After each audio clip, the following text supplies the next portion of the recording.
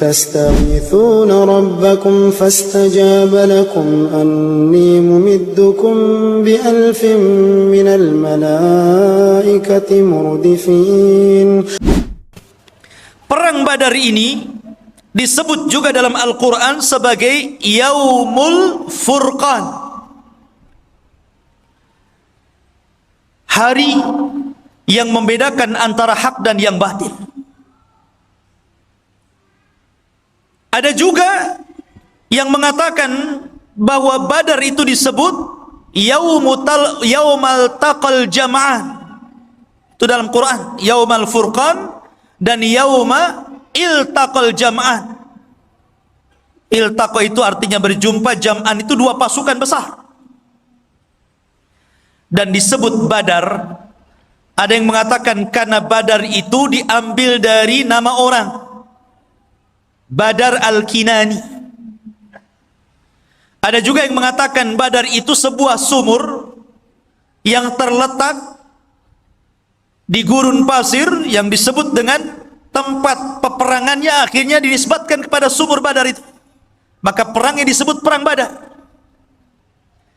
Ada juga yang mengatakan karena daerah Badar itu dia seperti sumur melingkar, makanya kemudian disebut Badar, dan perangnya disebut Perang Badar.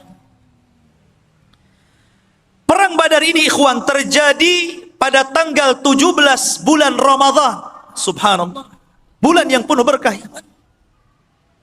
bulan yang dibukakan pintu-pintu sorga, bulan yang ditutup seluruh pintu neraka, dan bulan yang setan-setan diikat di situ. Bulan yang penuh berkah. Dan dalam sejarah ada beberapa peperangan yang terjadi di bulan Ramadan. Yang pertama Perang Badar, kemudian Fathu Mekah, termasuk juga Perang Qadisiyah, pembebasan Baitul Maqdis di zaman Umar ibn Khattab, kemudian Perang Tatar, dan semua peperangan yang terjadi di bulan Ramadan Allah menangkan. Ma'asyiral muslimin, Perang Badar ini berbeda dengan perang-perang yang lainnya. Kenapa? Karena Perang Badar ini sebenarnya tidak ada tujuan perang sama sekali. Nabi tidak ada tujuan perang. Makanya Nabi tidak mencela orang-orang yang tidak ikut dalam peperangan. Nabi itu ketika keluar ke Badar hanya menganjurkan orang-orang yang hadir saja untuk berangkat. Adapun orang yang bekerja di ladang-ladang mereka atau sedang safar, mereka tidak diwajibkan untuk ikut dalam peperangan. Karena memang tujuannya bukan perang.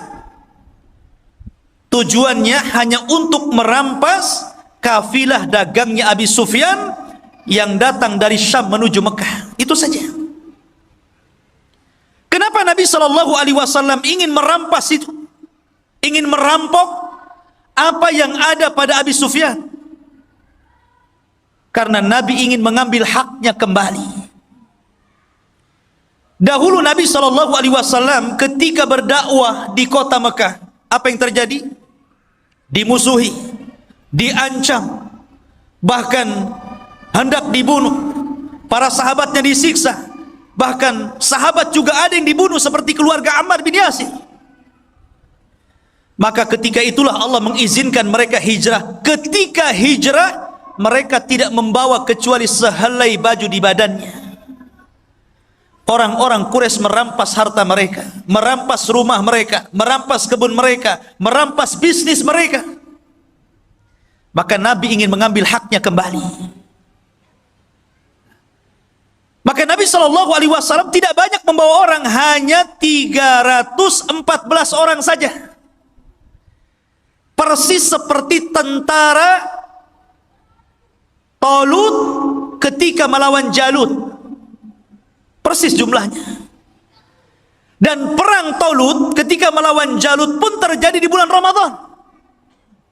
Dan jumlahnya sama itu. Ya. Jumlah tentara Talut 314. Jumlah tentara Rasul yang ke Badar sama 314 orang. Dengan 2 kuda. Hanya 2 kuda saja dan 3 unta. Itu pun untanya gantian tuh. Disebutkan bahwa Nabi SAW menunggang unta bertiga gantian. Abu Lubabah, kemudian Ali bin Abi Thalib, dan Nabi SAW. Kemudian unta satunya Mikdad dan yang lainnya. Jadi bolak-balik gantian karena Badar itu cukup jauh juga, berkilo-kilo dari Madinah. Lah ketika itu Nabi SAW justru yang lebih banyak jalan dibandingkan naik. Lihat, harusnya Nabi itu lebih banyak menunggang dibandingkan berjalan kan? Itulah sosok pemimpin, ikhwan. Ketika itu Ali dan Abu Lubabah malu, masa Nabi jalan kaki, saya naik unta. Maka kata Ali radhiyallahu an, ya Rasulullah, lebih baik Anda saja yang naik, kami yang berjalan. Maka Rasul mengatakan, ya Ali, kalian tidak lebih kaya pahala dibandingkan diriku, dan kalian tidak lebih kuat fisiknya dibandingkan diriku. Sudah, naik saja. Ma'asyiral muslimin yang dimuliakan Allah Subhanahu wa taala. Maka ketika Nabi SAW bergerak, kemudian mengutus orang untuk memeriksa kafilah itu tentang benar dan tidaknya, akhirnya Rasul mendapatkan kepastian bahwa kafilah Abu Sufyan telah bergerak dari Syam. Abu Sufyan ini tidak bodoh, orang cerdas. Ya. Ketika dia mendengar isu bahwa dia akan diserang oleh Rasul dan pasukannya, dia pun mengutus orang untuk mengecek ke Badar. Tidak puas, dia cek sendiri. Sampai di Badar, gak ada orang, kecuali orang-orang yang memang tinggal di situ, beberapa orang saja. Kata Abu Sufyan kepada orang-orang yang tinggal di Badar, ada nggak pergerakan-pergerakan atau orang-orang ramai yang menuju ke sini? Orang situ tidak tahu. Karena Nabi SAW dalam setiap peperangan selalu menggunakan taktik tawari. Tawari itu artinya, pamannya nih, dari sini ke Batam Center harusnya melewati jalan yang harusnya dilalui jalan besar, tapi dia mungkin belok ke Bengkong dulu sana. Itu namanya tawari. Setiap peperangan Rasul seperti itu, kecuali dua peperangan. Pertama perang Badar, yang kedua perang Tabuk. Itu betul-betul dilalui dalam jalan aslinya. Kenapa Nabi di perang Badar tidak tawari? Karena Allah sudah menjanjikan kemenangan. Allah sudah turunkan ayat menjanjikan kemenangan dan akan mengutus para malaikat untuk menolong Rasul. Makanya Rasul gagah berani berjalan. La ma'asyiral muslimin. Jadi Abu Sufyan ini mencari-cari, rupanya tidak ada pergerakan di situ. Tapi Abu Sufyan kemudian mendengar berita ada dua orang yang lewat di sini. Rupanya Abu Sufyan mencari bekas-bekasnya itu. Ketemulah kurma yang jatuh dan dia tahu itu kurma Madinah. Kata Abu Sufyan, benar. Ini Rasul ini sudah membawa pasukan. Ini kurma Madinah, di sini tidak ada kurma. Dari situlah kemudian Abu Sufyan pun langsung membelokkan rute jalannya untuk menyelamatkan dagangannya. Dan dia mengutus Dhamdham. Dia mengatakan, ya Dhamdham, berapa hari kau bisa berjalan ke Mekah, ke Quraisy? Kata Dhamdham, 2 minggu. Kata Abu Sufyan, bagaimana kalau seandainya ku beri ongkos 5 kali lipat daripada ongkos biasa, tapi kau harus sampai 2 hari sampai di sana. Bisa bayangkan, 2 hari yang ditempuh 2 minggu jadi 2 hari pakai kuda. Gimana nasib kudanya itu? Ya tentu dia tidak istirahat kan gitu, 2 hari harus sampai. Maka Dhamdham pun kemudian dengan berjalan kencang menuju mana? Menuju Quraisy, ingin memberitahu Abu Jahal. Sampai di Quraisy, dia udah kecapean, udah kecompang-camping semuanya kan. Dia pun naik ke atas bukit. Kemudian kebiasaan tradisi Arab, kalau membawa berita yang sangat menghebohkan dan mengkhawatirkan, maka selalu melepas bajunya dan membalikkannya. Itu tradisi mereka. Kemudian dia berteriak-teriak dan mengatakan, sesungguhnya dagangan-dagangan kalian yang dibawa Abu Sufyan terancam dan dia tidak bisa mempertahankan karena dia sendirian. Maka mendengar bahwa harta-harta mereka akan dirampas Rasul dan para sahabatnya, maka Utbah dan Abu Jahal, Fir'aunnya umat ini, langsung bergerak mengumpulkan seluruh orang-orang Quraisy dan memaksa untuk keluar semuanya. Tidak boleh satu pun yang tinggal. Kalaupun dia tidak ikut dalam perang, minimalnya dia harus menggantikan dan membayar orang sebagai gantinya. Ketika itu ada kisah Umayyah ibn Khalaf. Umayyah bin Khalaf ini sudah tua, badannya gemuk, ya tidak segemuk saya lah ya, gemuk. Dia minta uzur, tidak mau berangkat, gitu kan? Kenapa? Karena sebelumnya ada tokoh syair, tukang penyair, tokoh paling hebat, tukang syairnya Arab, ya. Dia mengatakan, kalau kalian tetap keluar membantai Muhammad dan pasukannya, sama saja kalian membantai anak dan saudara kalian.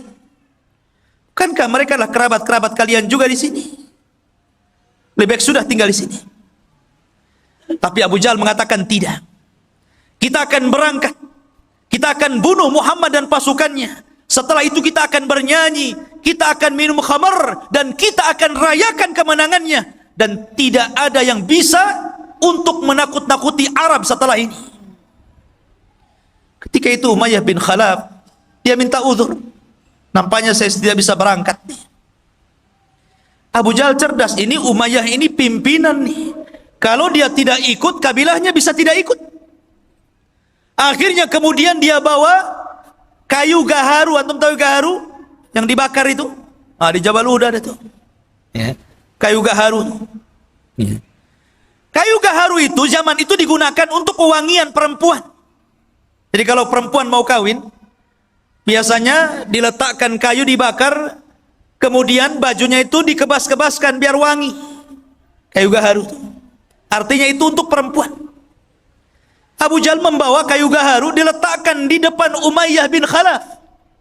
Kata Umayyah, ngapain kamu bawa gaharu ke sini? Ya, karena engkau perempuan, katanya. Kalau engkau laki-laki, engkau akan ikut perang. Oh, lihat cerdas.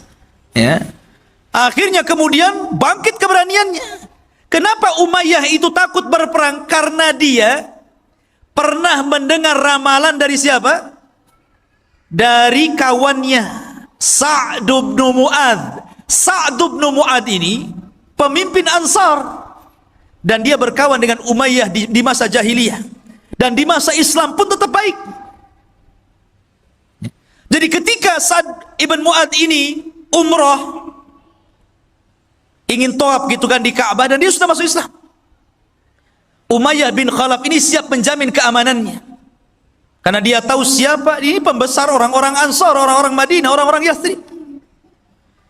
Tapi kemudian ketika ketemu dengan Abu Jahal, tidak suka Abu Jahal, kemudian mengancam untuk membunuhnya. Tapi Sa'ad Ibnu Mu'adz ini mengancam balik Abu Jahal.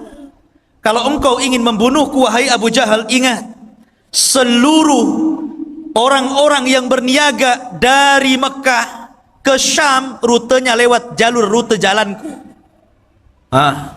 Akan kusuruh anak buahmu membantai kamu dan orang-orang yang berdagang ke Syam. Ketika itulah, karena Umayyah tidak membelanya, dia mengatakan, ingat wahai Umayyah, aku pernah mendengar Nabi SAW mengatakan bahwa engkau akan dibunuh. Engkau akan dibunuh.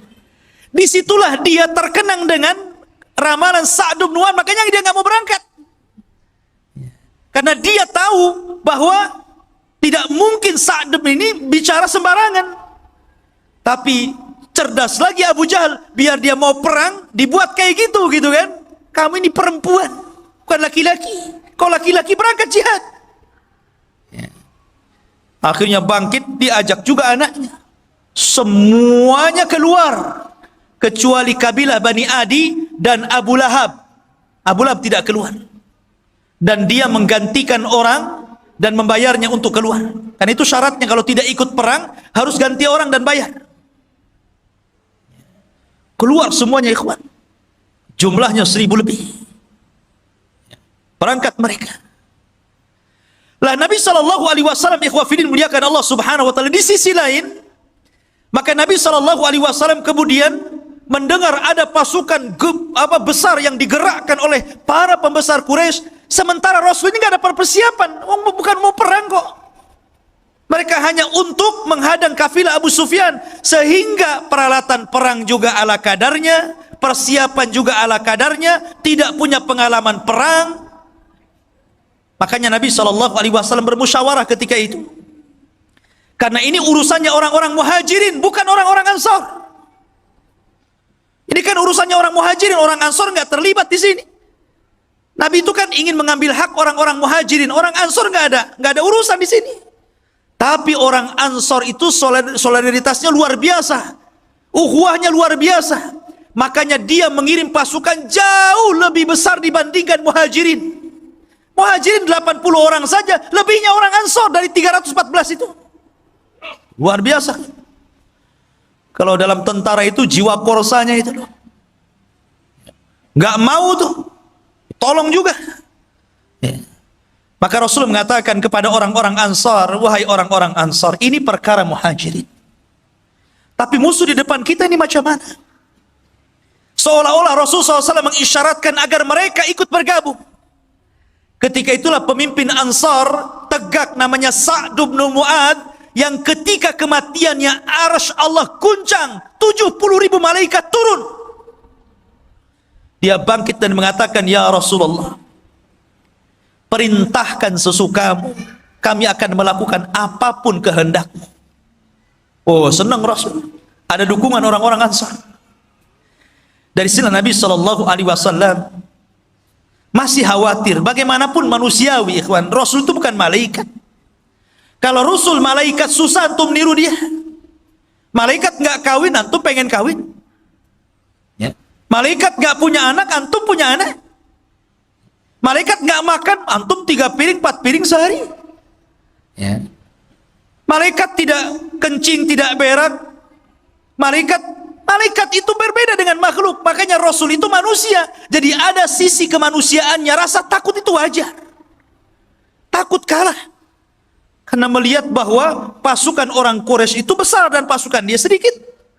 Ya. Maka Nabi SAW berdoa tengah malam. Kemudian dia menagih, seolah-olah menagih janji Allah Subhanahu wa ta'ala. Allahumma wa'daka alladhi wa'adtani ya Rabb. Mana janjimu yang kau janjikan kepadaku? Terus Nabi SAW seperti anak kecil meminta kepada orang tuanya.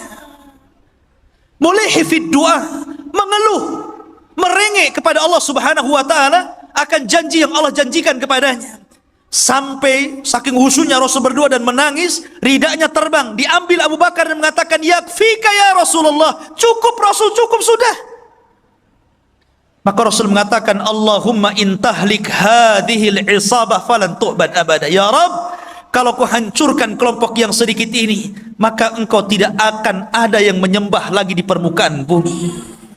Dari sini menunjukkan bahwa perang Badar itu penentu antara hak dan yang batil, penentu berjalannya agama atau tidak. Makanya saya katakan di awal, kalaulah Allah tidak memenangkan dalam perang Badar, antum tidak mungkin ada di sini. Dan tidak mungkin antum beragama Islam. Mungkin antum sudah para penyembah berhala seperti orang-orang Quraisy. Ya kan? Masyarul muslimin yang dimuliakan Allah Subhanahu wa ta'ala. Dari situlah kemudian Nabi SAW diwahyukan dan dijanjikan dengan apa? Dengan 1.000 malaikat akan diturunkan. Kemudian Allah Subhanahu wa ta'ala janjikan lagi, in tattaqu wa tasbiru, kalau engkau bertakwa dan terus bersabar, yumdidkum bisalasati alafin minal malaikah, ku tambah lagi 3.000, 4.000 jadinya. Kemudian di hari peperangan Allah kirim 5.000 pasukan malaikat dipimpin Jibril dan sahabat dipimpin Rasul. Coba kalau peperangan ini para sahabat dipimpin Nabi, sementara malaikat dipimpin Jibril, siapa yang bisa mengalahkan perang ini? Ini malaikat ikut campur masalahnya. Lain dengan perang Uhud. Sebenarnya perang Uhud itu malaikat akan membantu, cuman karena ada kesalahan dari kalangan para sahabat menentang perintah Rasul, Jadi terjadi kekalahan. Tapi perang Badar ini semua taat kepada Rasul. Lah makanya ikhwah fillah muliakan Allah Subhanahu wa taala, ketika pada hari yang ditentukan inilah, maka Nabi SAW ketika itu memilih tokoh-tokoh untuk menjadi pemimpin perang. Di antaranya Raisul Am, ya tentu Nabi SAW, pemimpin umumnya. Kemudian di sana ada pemimpin di bawah beliau namanya Mus'ab ibn Umair al-Badri al-Qurashi. Kemudian dari kalangan muhajirin dibentuk lagi kelompok-kelompok kecil dan dipimpin Ali bin Abi Thalib. Dan dari kalangan Ansar dipimpin oleh pemimpinnya sendiri Sa'd bin Mu'adz. Dan dibuat bersop-sop. Rasul membuat taktik perang yang tidak dikenal orang-orang Arab. Siapa yang mengajarkan? Allah yang mengajarkan. Ya. Bahkan Nabi SAW sebelum berperang itu membariskan saf seperti Anda dalam sholat. Bagaimana Anda dalam sholat? Tentu antum akan baris kan? Akan merapatkan safnya. Ya. Saf salat gimana? Tumit dengan tumit berjumpa, bahu dengan bahu berjumpa. Makanya kalau sholat itu kaki jangan terlalu meregang, nanti bahunya nggak ketemu. Harus sama, jadi bahunya ketemu, tumitnya juga ketemu. Itu namanya merapatkan saf dan meluruskannya. Kalau seperti itu pasti lurus tuh safnya. Ini mah enggak ya, imamnya ngomong apa? Rapatkan saf kalian. Tapi ketika sang imam jadi makmum, dia pula yang tidak merapatkan safnya. Cemana pula imam ini? Masyarul muslimin yang dimuliakan Allah Azza wa Jalla. Lah setelah itu kemudian Nabi SAW membariskan, ada satu kisah. Ketika Rasul membariskan saf tentara ini, ada yang mengatakan ada seorang namanya Sawad, ada yang mengatakan Ukasa bin Mihsan. Jadi orang itu lurus barisnya, ini agak ke depan nih. Maka Nabi SAW mengambil tongkat kemudian memukul perutnya supaya mundur. Nabi SAW tegas ya. Rupanya kejadian ini teringat satu kisah di saat akhir wafatnya Nabi SAW. Ketika Nabi SAW sudah sakit parah, kemudian mengumpulkan para sahabatnya dan mengatakan di hadapan para sahabatnya, wahai manusia, ya ayyuhan nas, man kuntu dharabtu dhahran fahadha dhahri falyaktas minni. Wahai manusia, siapa yang dulu pernah kupukul punggungnya, nih punggungku, kisos sekarang. Ketika itu semua para sahabat terdiam. Tidak mungkin para sahabat bicara ketika bicara Rasul. Tidak mungkin para sahabat berani ketika Nabi sedang berceramah. Tiba-tiba ada seorang sahabat bangkit kemudian mengatakan, ana ya Rasulullah, ma dumta talabtal qasas fa ana aqtas ming. Selama engkau menuntut kisos, saya ingin mengkisos dirimu. Wih, semua melihat sahabat ini. Kurang ngajar nih sahabat ini. Ya. Nabi sudah sakit. Tiba-tiba bangkit kemudian mengatakan seperti itu. Ali datang, ya Rasulullah, biar saya yang dipukul. Abbas datang mengatakan, ya Rasulullah, biar saya yang dipukul. Kata Rasul, dia biar dia kisos aku. Rupanya laki-laki itu namanya Ukasa bin Mihsan, yang tadi itu di perang Badar dipukul itu. Dia minta kisos dia. Maka kemudian Ukasa datang kepada Rasul. Rasul kaget, kenapa? Ini Ukasa. Ukasa ini siapa? Satu di antara sahabat yang dimasukkan dalam 70.000 orang yang masuk surga tanpa hisab dan azab. Kata Rasul, ketika dia bermimpi di padang mahsyar, dia melihat ke arah kiri ada umat yang sangat besar. Kemudian malaikat mengatakan, itu bukan umatmu, itu umatnya Musa.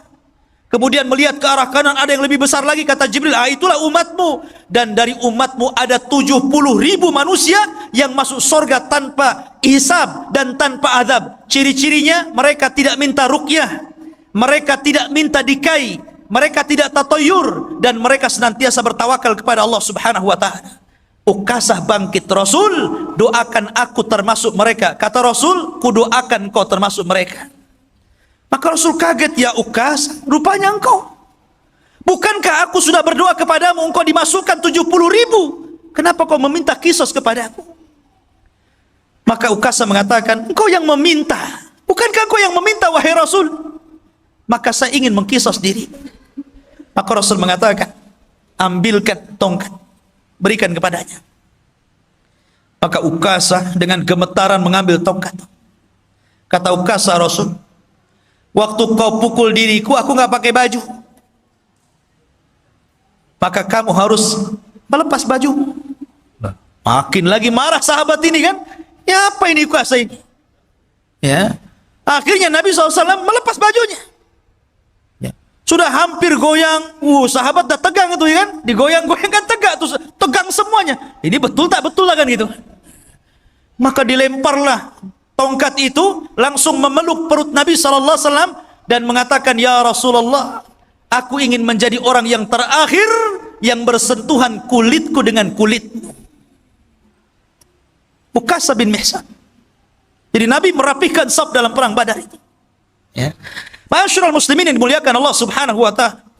Maka dalam tradisi jahiliyah, dalam tradisi perang orang-orang dulu, sebelum berperang ada istilah mubarazah namanya.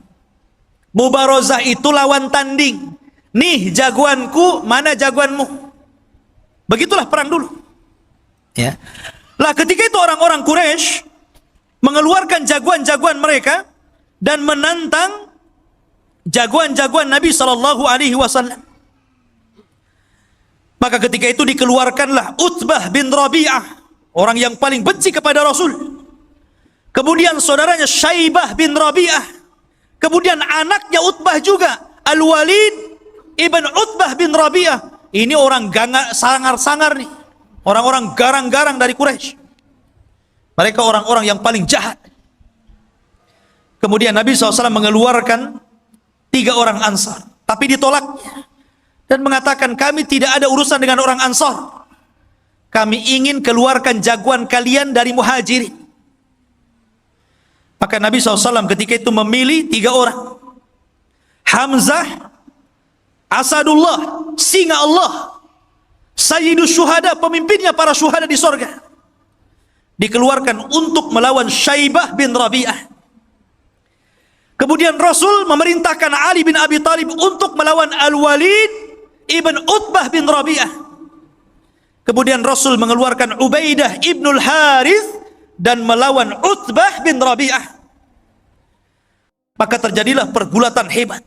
Hamzah, Asadullah sekali tebas saja, matilah Syaibah. Kemudian melihat Ali kewalahan melawan Utbah, dibantunya ditebas lagi, meninggal Utbah. Kemudian Al-Walid ibn Utbah juga meninggal di tangan Ali. Cuman Ubaidah ibn al-Haris ketika dia bergulat dengan Utbah ini, memang agak sengit, saling bacok-bacokan ya, kayak orang carok gitu ya. Sehingga lukanya ini menjadikan dia tidak tahan lama hidup. Kemudian dia meninggal dan Rasul mengatakan, asyhadu annaka syahid ya Ubaidah, saya bersaksi engkau telah menjadi syahid. Maka ketika jagoan-jagoan mereka kalah dan meninggal, marah Abu Jahal. Dari setelah kemudian Abu Jahal menggerakkan pasukannya. Mereka tidak paham bagaimana Allah sudah mengajarkan taktik perang. Bahkan mereka tidak tahu bahwa di belakang pasukan Rasul ada 5.000 malaikat. Dipimpin oleh Jibril, menggunakan kuda putih. Dan dilihat oleh orang-orang kafir dan tidak dilihat orang-orang yang beriman. Jadi yang melihat hanya orang kafir saja itu. Orang yang beriman tidak tahu. Bahasanya antum baru nyabut golok, kepala orang sudah melayang gitu. Enak nggak kalau perang kayak gitu? Antum baru ngambil pedang gitu kan, kepalanya sudah melayang. Makanya Allah mengatakan, wa ma ramaita id ramaita walakinnallaha ramah. Ya. Ketika engkau melempar, wa ma ramaita, tidaklah engkau melempar. Ketika engkau melempar, ketahuilah bahwa Allah sesungguhnya yang melempar dia. Karena ketika itu kuda yang ditunggangi Jibril ini menebarkan debu, dan debu itulah masuk ke mata-mata orang-orang kafir Quraisy ini, sehingga mereka kesulitan untuk memandang. Dan itulah para sahabat mudah untuk melumpuhkan, sehingga 70 orang kafir meninggal dan 70 menjadi tahanan. Selebihnya mereka lari tunggang langgang kembali ke Mekah. Dan subhanallah, Allah hinakan Abu Jahal oleh dua anak kecil, namanya Mu'adz dan Mu'awwidh, keduanya putra Afra. Ini anak kecil ini ikut perang, si Mu'adz dan Mu'awwidh ini. Dia kan orang Madinah, nggak tahu Abu Jahal mukanya kayak apa, dia nggak tahu. Ketika peperangan dia cari Abdurrahman bin Auf dan mengatakan, ya Abdurrahman, yang mana sih Abu Jahal itu? Si Fir'aunnya umat ini yang mana ya? Kata Abdurrahman, no, itu tuh orang itu. Langsung dua anak kecil ini, dua anak remaja ini mencabut pedangnya, dikeroyok sama dua anak remaja ini, mati Abu Jahal. Bayangkan. Ya. Dan keduanya mengklaim membunuhnya dan Rasul membenarkannya. Masyarul muslimin yang dimuliakan Allah Azza wa Jalla. Adapun yang lainnya kena tahanan. Dan seluruh orang-orang yang pernah didoakan Rasul kehancuran mereka terbukti di perang Badar. Ketika Nabi SAW di awal-awal dakwahnya, ikhwan, Nabi SAW diejek oleh Abu Jahal dan mengatakan, siapa yang berani meletakkan salah jazur, kotoran unta yang masih berdarah itu, di pundak Muhammad yang sedang sujud di Ka'bah, ku beri dia hadiah. Berdirilah siapa? Uqbah bin Abi Mu'aid. Ini orang yang paling jahat. Dulunya pengagung Rasul, tapi karena perkawanan yang salah, akhirnya jadi balik, jadi jahat. Ingat, kawan itu yang baik, ikhwan. Uqbah bin Abi Mu'aid ini dulu penggemar Rasul. Walaupun Rasul itu seorang nabi dan agamanya berbeda, tapi karena dia seorang penyair, dia suka kalau Rasul itu melantunkan Quran. Ya. Makanya suatu ketika karena bangganya mengidolakan, ya samalah seperti antum orang Islam mengidolakan para pemain bola. Para pemain bola itu sebagian mereka kafir, bahkan kebanyakan kafir, tapi antum idolakan kan? Pasang gambarnya, kalau dia bertamu ke rumah antum, kemudian selfie, viral tuh. Ya kan? Lah, begitulah idolanya Uqbah bin Abi Mu'aid ini kepada Rasul. Jadi suatu ketika dia meminta kepada Rasul untuk bertamu, maunya ngasih makan, ngasih jamuan. Tapi Rasul tidak mau makan, alasannya apa? Karena kamu kafir, kalau kamu Islam saya mau makan. Jadi akhirnya pura-pura dia bersyahadat, yang penting idolanya mau makan. Syahadatnya ini tersebar. Maka Umayyah bin Khalaf, kawan dekatnya ini marah. Kau dengar? Kau sudah bersyahadat ya? Kau ikut agama Muhammad ya? Oh enggak, saya hanya ingin menjamu dia saja, saya pura-pura saja. Enggak, kamu sudah masuk Islam, bukan kawan saya. Akhirnya dia mengatakan, enggak, saya ingin berkawan dengan kamu, saya siap melepaskan itu semuanya. Akhirnya dilepaskan lagi syahadatnya. Kemudian dia mengikuti Umayyah dan berjanji untuk menghinakan Rasul. Disinilah kesempatannya. Jadi ketika Abu Jahal ini menawarkan untuk menyakiti Rasul, bangkit dia, biar saya saja. Dia ingin membuktikan perkawanannya, bahwa dia masih satu geng dengan Umayyah. Dia mencari kotoran unta. Hati-hati antum kalau cari kawan. Ya. Maka dia cari, Allah takdirkan ketemu pula tuh. Ketika Rasul sedang sujud, diletakkan itu kotoran unta, ya kemana-mana. Rasul sujud tidak berhenti. Fatimah datang yang masih kecil, menangis melihat bapaknya dihinakan, kemudian dibersihkan. Kemudian mengatakan, ya abi, wahai bapakku, ud'u ala haula. Doakan kehancuran kepada mereka. Maka Rasul pun mulai mendoakan kehancuran satu persatu. Dan semua orang yang didoakan Rasul ketika itu terbukti di perang Badar. Semua orang yang tertawa mengejek Rasul ketika Uqbah bin Abi Mu'aid menghina Rasul, semuanya terbunuh di perang Badar. Ma'asyiral muslimin yang dimuliakan Allah Subhanahu wa taala.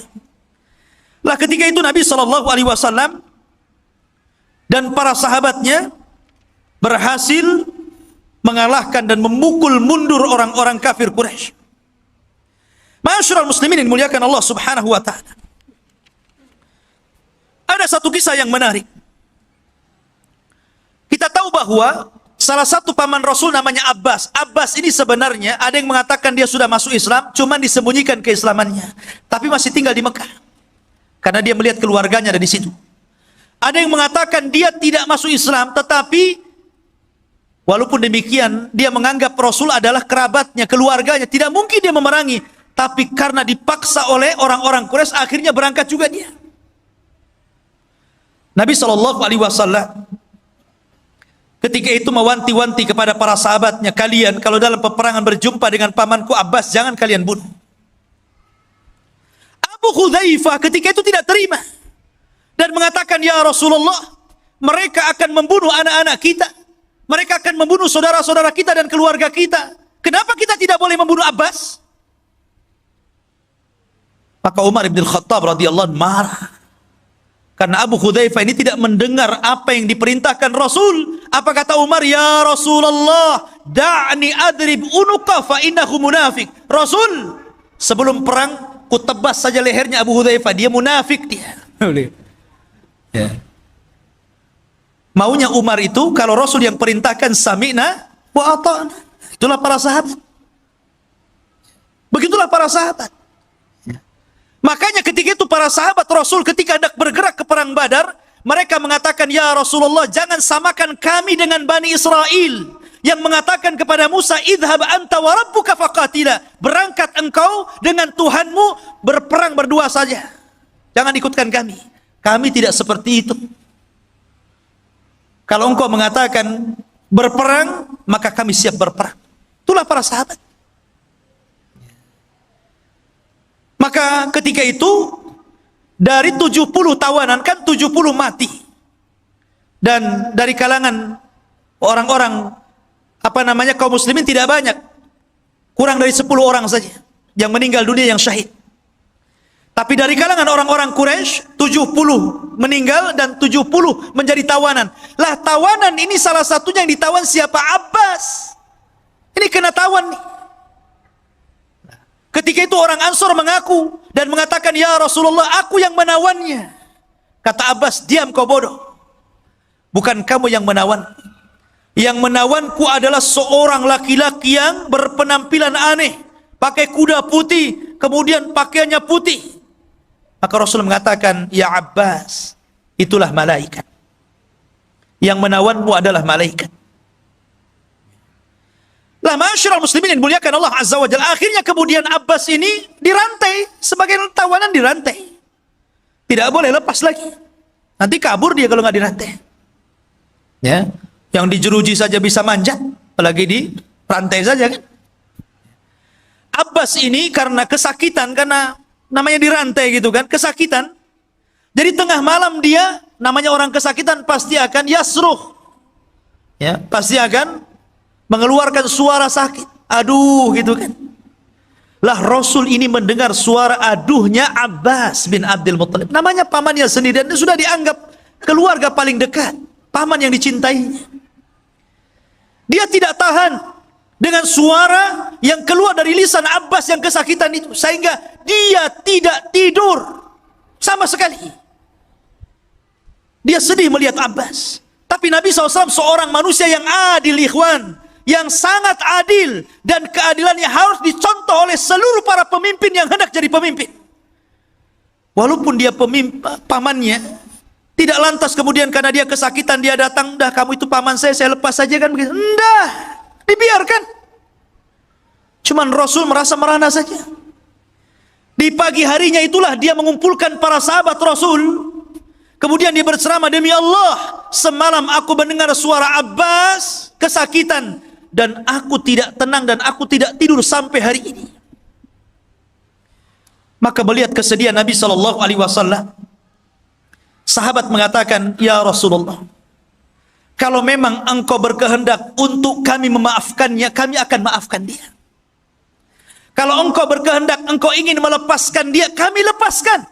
Tuh, lihat para sahabat, bagaimana memahami perasaan Nabi SAW. Tetapi Nabi SAW sekali lagi adalah manusia yang adil. Tidak mungkin dia lepaskan tawanan. Jangankan lagi Abbas. Ketika ada seorang wanita dari Makhzumiyah mencuri, kemudian didatangkan kepada Nabi SAW, Ali datang kepada Rasul, ya Rasul maafkan sajalah wanita itu. Kemudian Abbas juga datang, ya Rasul maafkan saja. Akhirnya sampai meminta Usama yang lembut, anak angkat Rasul, biar Rasul maafkannya. Tapi Rasul mengatakan, ayyuhan nas, aimullah, lau kana Fatimatu bintu Muhammadin saraqat laqata'tu yadah. Wahai manusia, demi Allah, kalaulah putriku Fatimah bintu Muhammad mencuri, aku yang akan potong tangannya. Lihat bagaimana keadilan Rasul. Makanya kemudian mengatakan kepada Usama, ya Usama, jangan kau uji diriku ya. Sesungguhnya hancurnya umat terdahulu apabila orang-orang mulia mencuri, maka ditinggalkan hukum hudud. Tapi apabila orang-orang lemah yang mencuri, maka mereka menegakkan hukum hudud. Rupanya sabda Rasul ini menjadi kenyataan hari ini. Kalau para pejabat yang mencuri, para koruptor-koruptor itu enaknya penjaranya jaga enak. Enak nggak tuh penjaranya itu? Enak gitu. Tapi coba kalau yang nyuri itu orang-orang rendah gitu. Nyuri nasi bungkus dikejar, dibakar sama ban. Masyarul muslimin yang dimuliakan Allah Subhanahu wa ta'ala. Intinya bahwa Nabi SAW membiarkan Abbas, kata Rasul, tidak, biarkan dia terikat.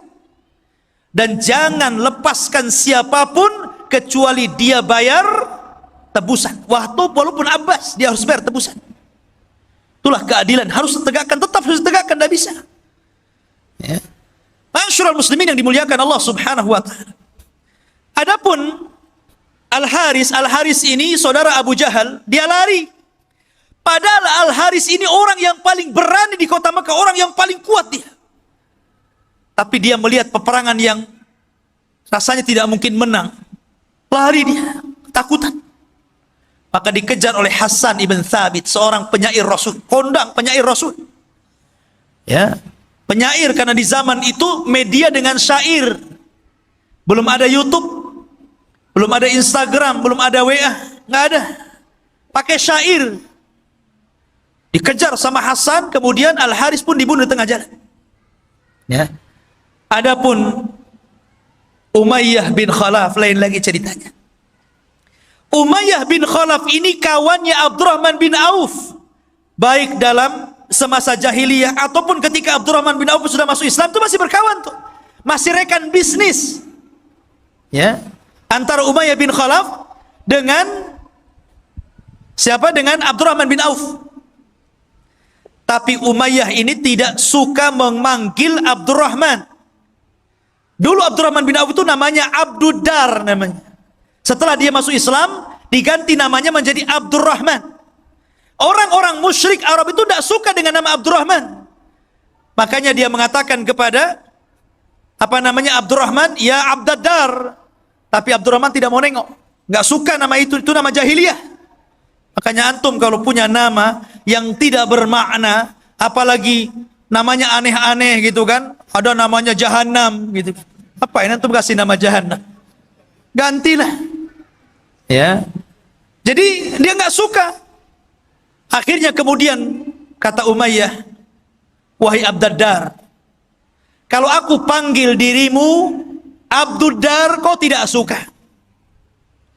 Tapi kalau engkau berkehendak dipanggil Abdurrahman, aku yang tak suka. Ya. Sekarang ku panggil saja dirimu Abdul Ilah. Baru kemudian karena disebut Abdul Ilah, Abdurrahman menengok. Ya, ada apa wahai Umayyah? Umayyah ini tahanan masalahnya. Ya kan? Kata Umayyah, ya Abdurrahman, kita kan sudah berkawan, sudah CS lah kita ini. Tolong lindungi aku. Kita ini berkawan sama semasa jahiliyah, kawan bisnis.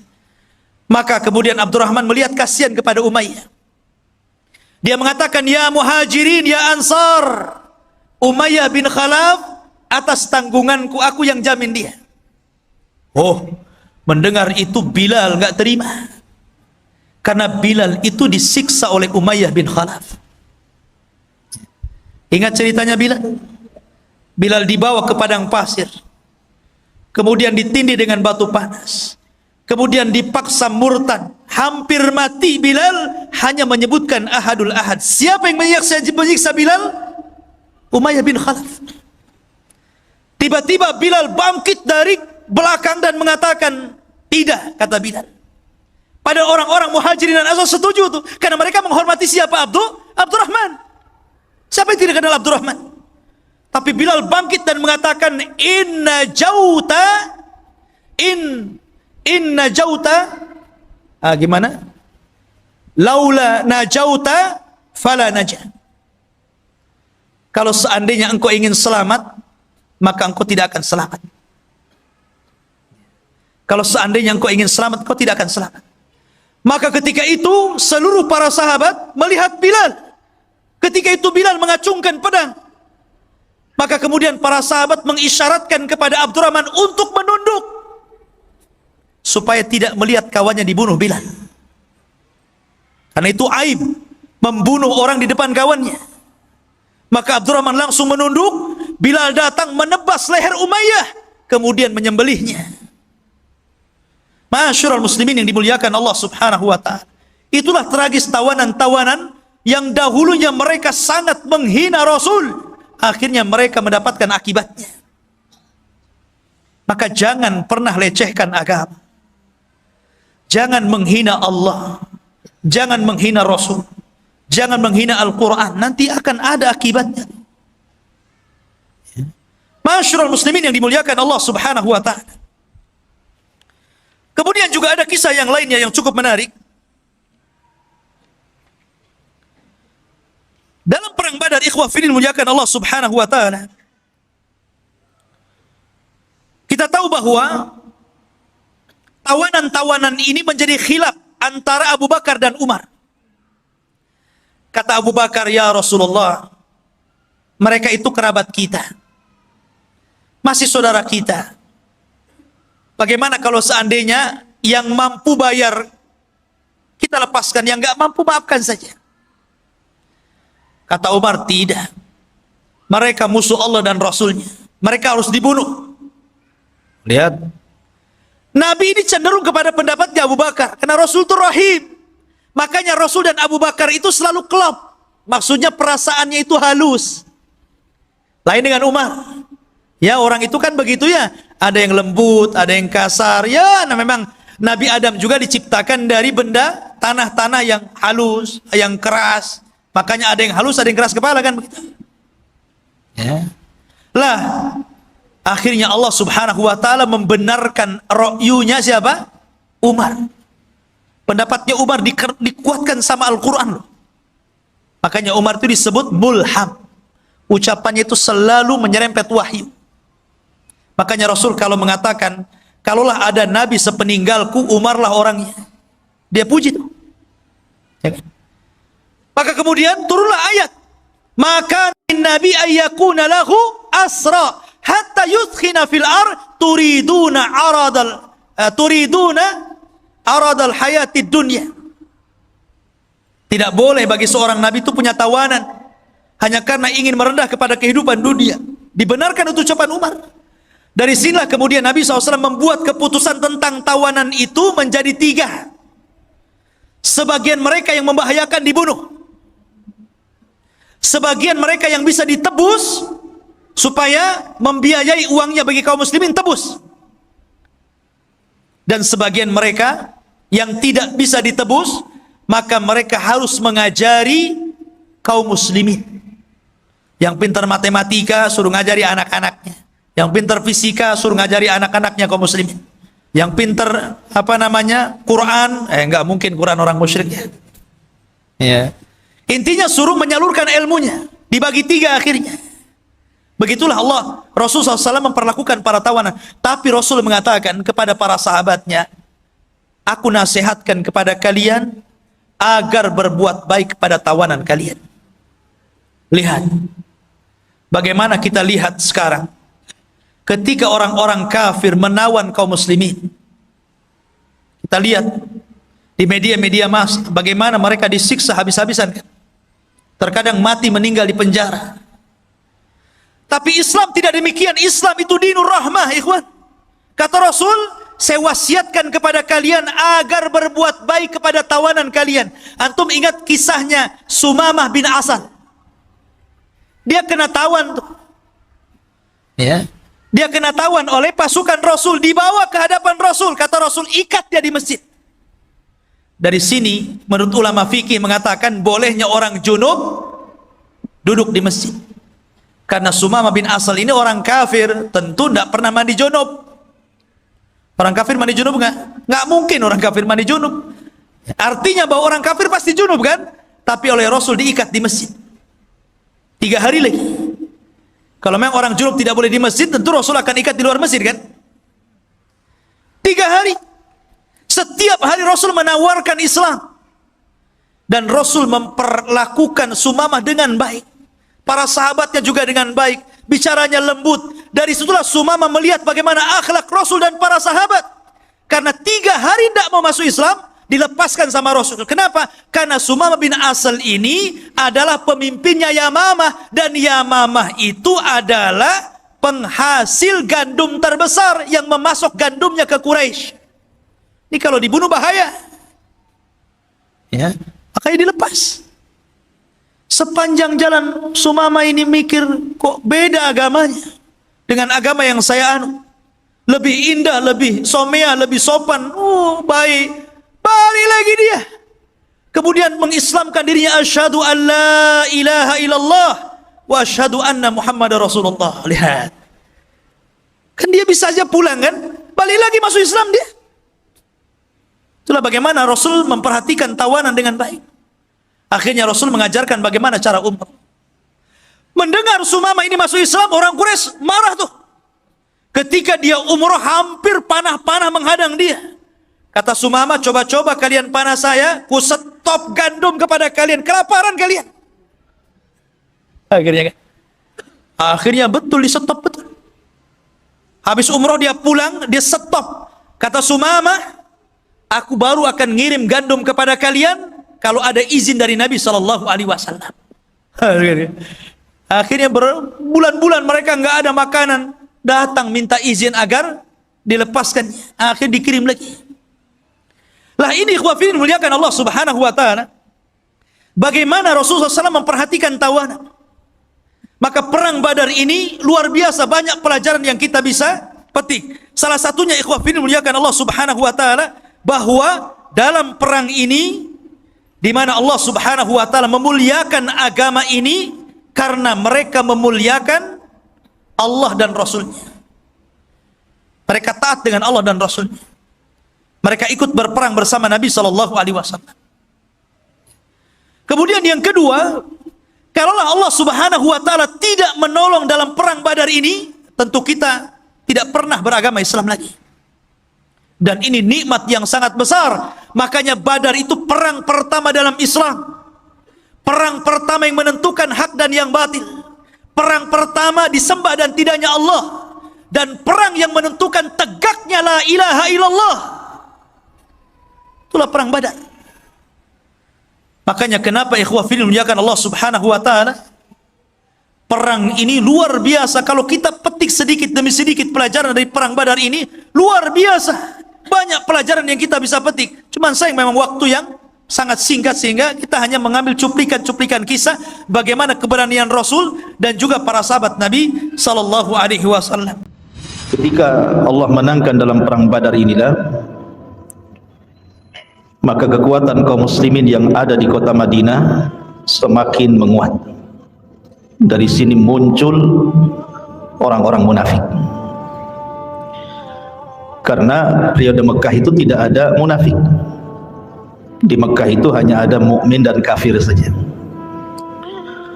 Munculnya munafik itu di Madinah. Itu pun setelah perang Badar. Kenapa muncul orang-orang munafik di Madinah?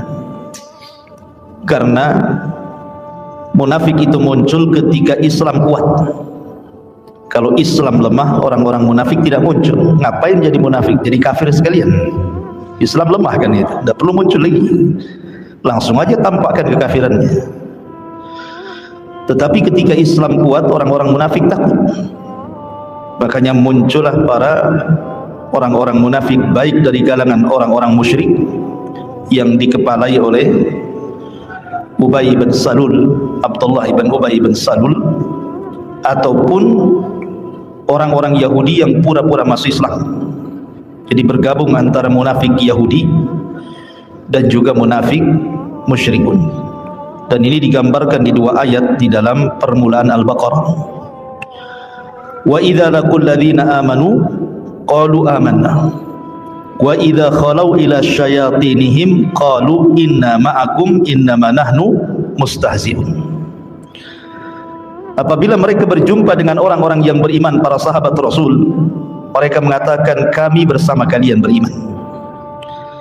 Tetapi kalau mereka berjumpa dengan syayatinihim, setan-setan mereka. Siapa setan-setan mereka di sini? Maksudnya munafik Yahudi.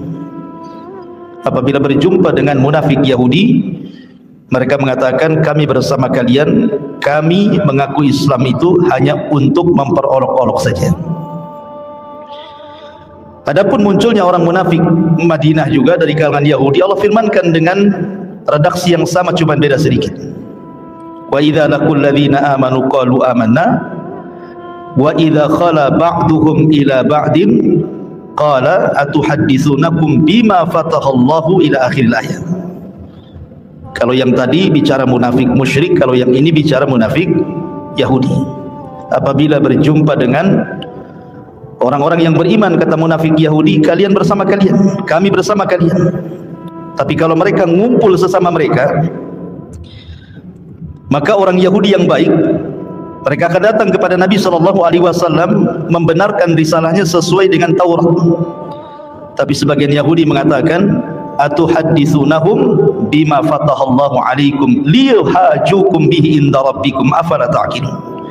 Buat apa kalian ceritakan kepada mereka, maksudnya Rasul dan para sahabat gitu ya, tentang apa yang ada pada Taurat? Mana akal kalian katanya. Jadi munafik ada dua di Madinah. Ada munafik dari kalangan Khazraj dan Aus musyrikun, ada munafik dari kalangan Yahudi. Lah semua bergabung. Baik, kita kembali kepada orang-orang musyrik yang ada di Mekah setelah kekalahan mereka di Badar.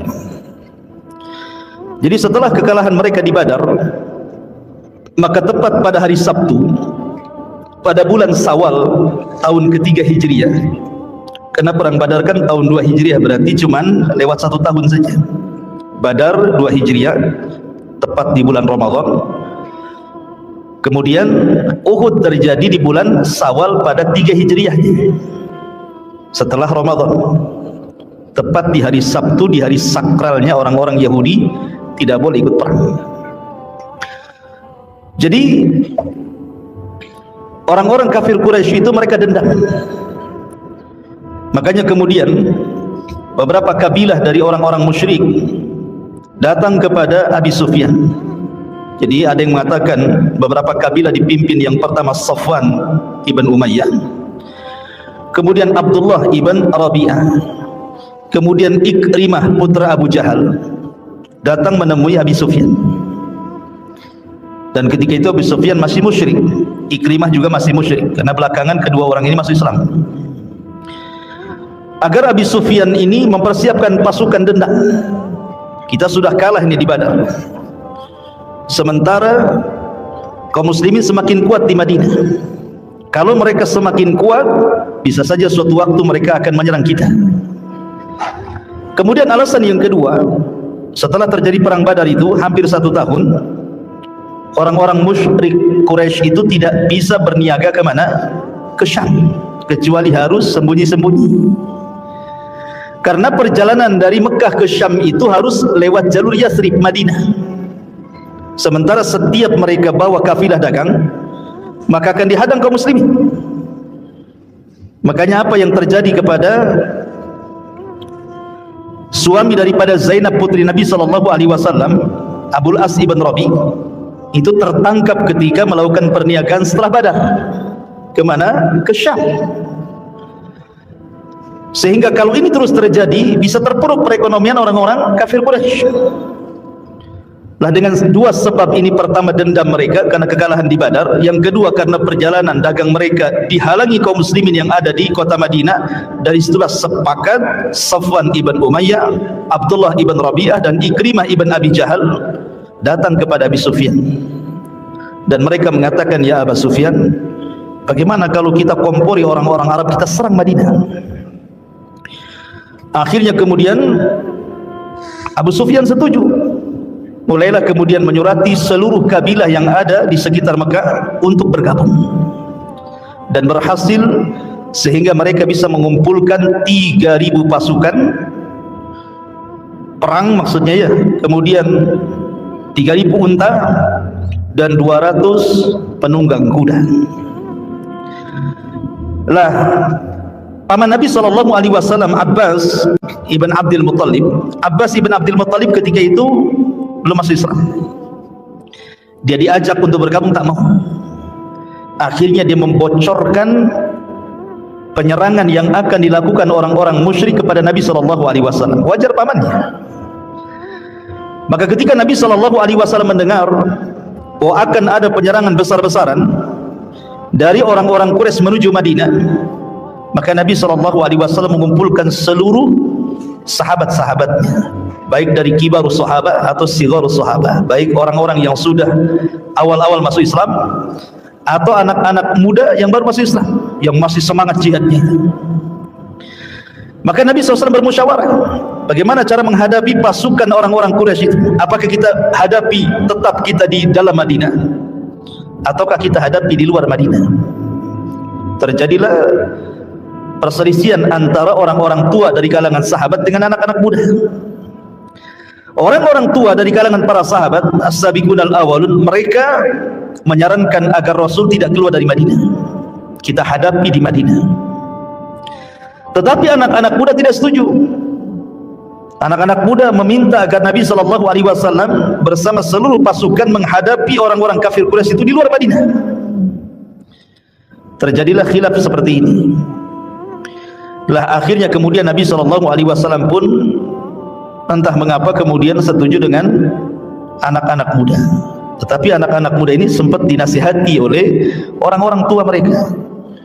Kenapa kalian menentang ide Rasul? Bukankah Rasul ingin tetap bertahan di kota Madinah? Tapi kalian memaksa Nabi SAW untuk keluar dari kota Madinah. Biarkanlah Rasul yang memutuskan. Tapi Nabi SAW karena sudah terlanjur sepakat dengan anak-anak muda, dia pun memakai baju besinya. Ingat, kalau Nabi sudah pakai baju besi, pantang Rasul mencopot kembali, pasti harus perang. Sehingga ketika orang-orang tua ini memberikan nasihat kepada anak-anak muda, akhirnya anak-anak muda pun pasrah kepada orang-orang tua mereka. Jadi kibarus sahabat, sahabat yang kibar-kibar datang kepada Rasul. Ya Rasul, bagaimana kalau seandainya kita tetap berada di dalam Madinah? Tapi Rasul mengatakan tidak, karena saya sudah pakai baju besi. Coba kalau kau ngomong tadi sebelum saya pakai baju besi, maka kita hadapi di dalam.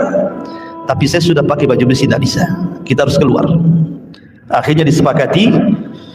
Kemudian Nabi SAW menghadapi orang-orang musyrik di Uhud. Dan Uhud itu gunung, makanya perangnya disebut perang Uhud, karena terjadi di sekitar gunung Uhud. Lah Nabi SAW tidak banyak membawa pasukan. Ada yang mengatakan 1.000 pasukan. Lah 1.000 pasukan ini rupanya tidak semua ikut perang. Kenapa? Karena digembosi orang-orang munafik. Lah salah satu yang menggembosinya adalah Abdullah ibn Ubay ibn Salul, tokoh munafik Madinah, yang dulu digadang-gadangkan oleh Khazraj dan Aus menjadi pemimpin.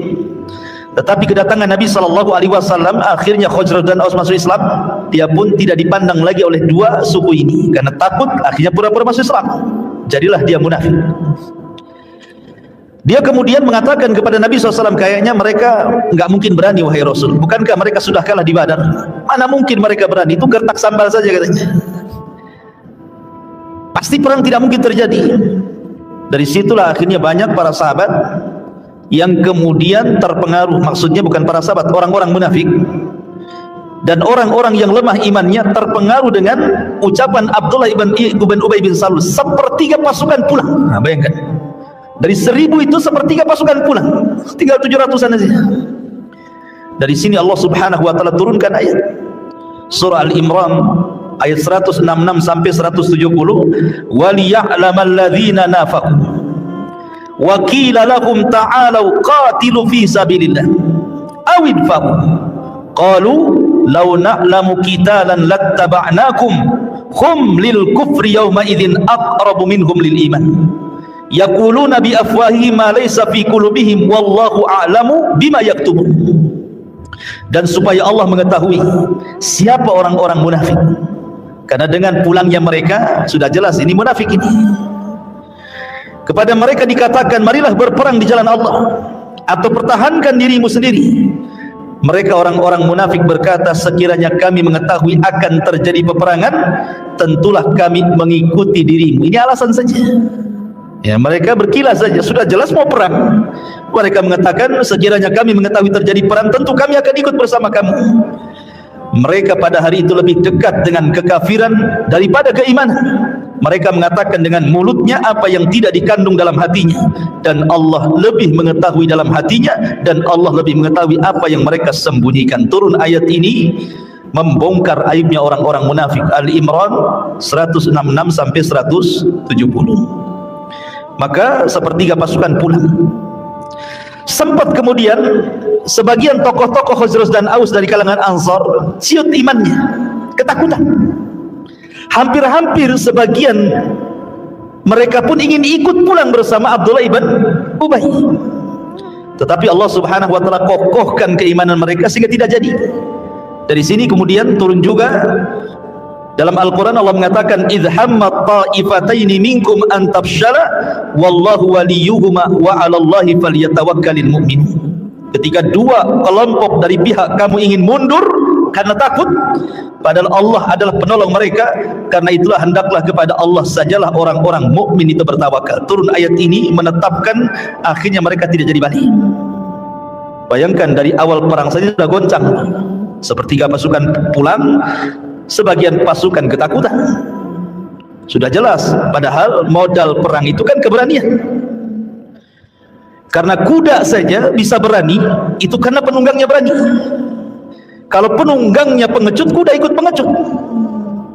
Jadi kuda saja sampai terpengaruh dengan penunggangnya. Makanya Allah Subhanahu wa taala sampai turunkan ayat tentang kuda, wal 'adiyati dhabha fal muriyati qadha fa atharna bihi naqda fa wasatna bihi jam'a. Sampai turunkan tentang masalah kuda. Karena di antara keistimewaan kuda itu tergantung siapa penunggangnya. Kalau penunggangnya berani, kudanya ikut berani. Kalau penunggangnya pengecut, ikut pula pengecut kuda itu. Ya. Ma'asyiral muslimin yang dimuliakan Allah Subhanahu wa taala, maka berangkatlah Nabi sallallahu alaihi wasallam dengan 2/3 pasukan, kemudian membuat strategis di Uhud. Sebenarnya strategis Nabi itu sudah baik. Kalau bukan karena para sahabat pemanah itu mengecewakan Rasul, tentu Allah akan menangkan perang ini. Ma'asyiral muslimin yang dimuliakan Allah Azza wa Jalla, ketika sampai pula di Uhud, maka Nabi sallallahu alaihi wasallam kemudian meletakkan Abdullah ibn Zubair sebagai pemimpin pemanah dengan 50 pasukan, ada yang mengatakan 40 pasukan di Bukit Ainain. Dan Rasul sallallahu alaihi wasallam menasihati kepada mereka, apapun yang terjadi jangan turun. Tetap mereka harus di atas. Sementara dari pasukan orang-orang musyrik, kita tahu bahwa dalam perang Uhud ini pemimpin perang dari kaum muslimin Rasul sendiri, kemudian Abu Bakar, kemudian Umar, kemudian Hamzah, kemudian Mus'ab, semua dari kalangan muhajirin. Adapun dari kalangan Ansar, yang memimpin pasukan adalah Sa'd bin Mu'adz, pemimpin Aus, Sa'd bin Ubadah, pemimpin Khazraj, dan juga Usaid ibn Hudayr, seorang yang kalau baca Quran turun malaikat itu, Usaid bin Hudayr itu. Sementara orang-orang musyrik, pemimpin mereka adalah Abu Sufyan, Abi Sufyan bin Harb, yang menjadikan terjadinya perang Badar itu gara-gara Abi Sufyan. Kemudian Khalid bin Walid ketika itu masih kafir, dia menjadi pemimpin penunggang kuda, membawa 200 pasukan, tapi tidak ikut perang. Karena Khalid bin Walid ini ahli strategis perang. Biasanya pasukan kuda terakhir dilepaskan kan itu. Kemudian juga Amr bin As belum masuk Islam, ini pemimpin-pemimpin Quraisy ini. Kemudian putra Abu Jahal namanya Ikrimah. Ini pemimpin-pemimpin dari orang-orang Quraisy ini. Lah ketika Nabi SAW kemudian sudah menunggu mereka di Uhud, sudah diatur strategis, kamu di sini, kamu di sini, kamu di sini, semuanya gitu ya.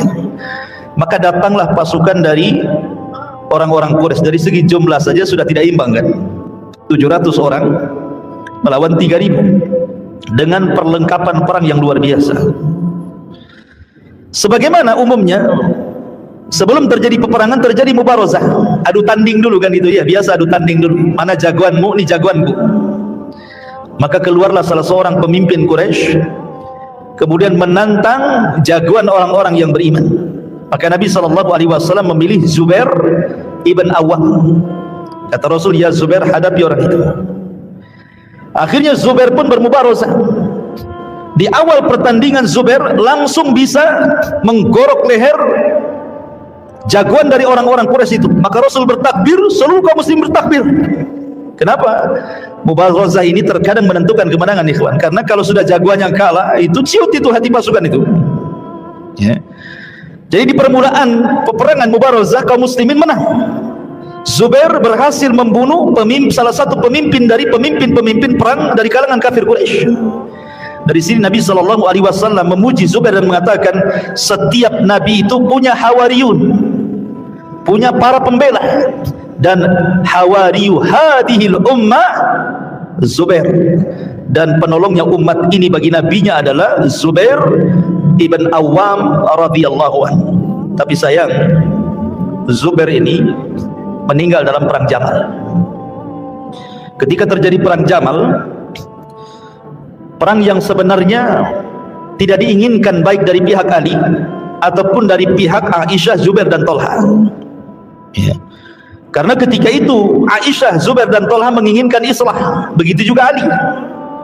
Cuman sebelum terjadi fajar, dua pasukan saling suudzon, akhirnya terjadi peperangan.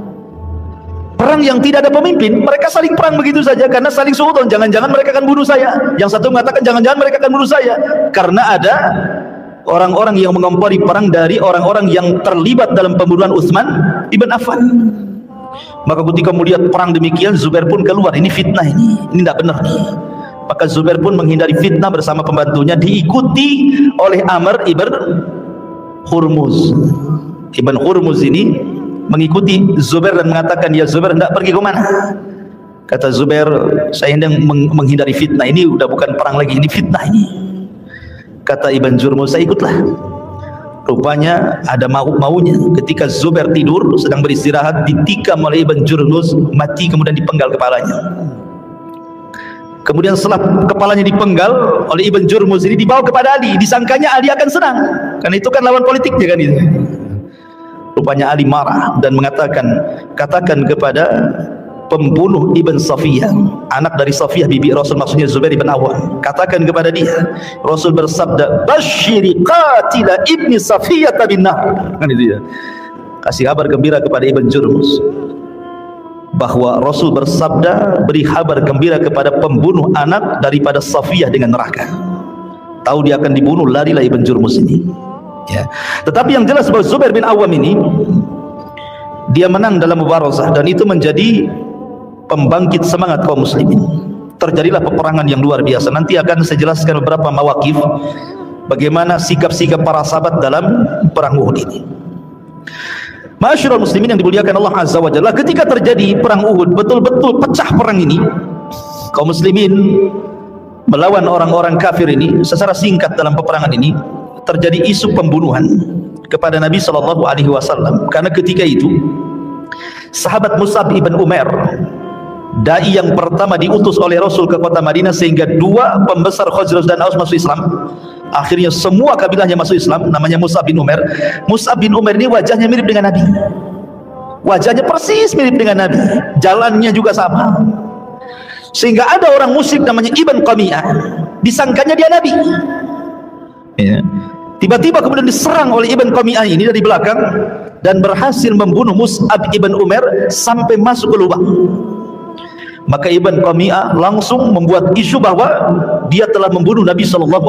Bayangkan, Nabi diisukan terbunuh di perang Uhud, Padahal yang mereka bunuh siapa? Mus'ab ibn Umair. Ketika terjadi berita hoax di mana-mana bahwa Rasul terbunuh, secara otomatis pasukan kaum muslimin kocar-kacir lah kan itu ya. Mungkin bahasa kita, buat apa lagi kita perang, Nabi sudah mati gitu kan. Lah disinilah ikhwatul fillah muliakan Allah azza wa jalla, datang seorang sahabat namanya Anas ibn Nadir. Anas ibn Nadir sebenarnya tidak ikut dalam perang pada awalnya karena dia sedang safar. Tapi pulang ke Madinah mendengar bahwa kaum muslimin sedang perang melawan orang-orang kafir Quraisy. Akhirnya dia nyusul Anas bin Nadir ini. Ketika nyusul, pasukan bercerai-berai. Kemudian terjadi berita pembunuhan Nabi SAW. Oh, Anas bin Nadir bangkit, memberikan semangat kepada para sahabat Nabi SAW. Kata Anas bin Nadir, fama tasnauna bil hayati ba'da Rasulillah. Kalian lari tunggang langgang, apa yang kalian akan lakukan kehidupan kita setelah meninggalnya Nabi SAW? Maka Anas bin Nadir mengatakan, kumu famutu ala ma mata alaihi Rasulullah SAW. Bangkit kalian, balik lagi ke peperangan. Kalau Rasulullah SAW terbunuh, kita juga harus mati syahid bersama Nabi SAW. Akhirnya Anas bin Nadir berhasil membangkitkan semangat orang-orang Ansar, balik lagi ke pasukan. Rupanya Nabi SAW ketika itu dalam kondisi terserang wajahnya. Jadi Rasul itu pakai helm perang, ya.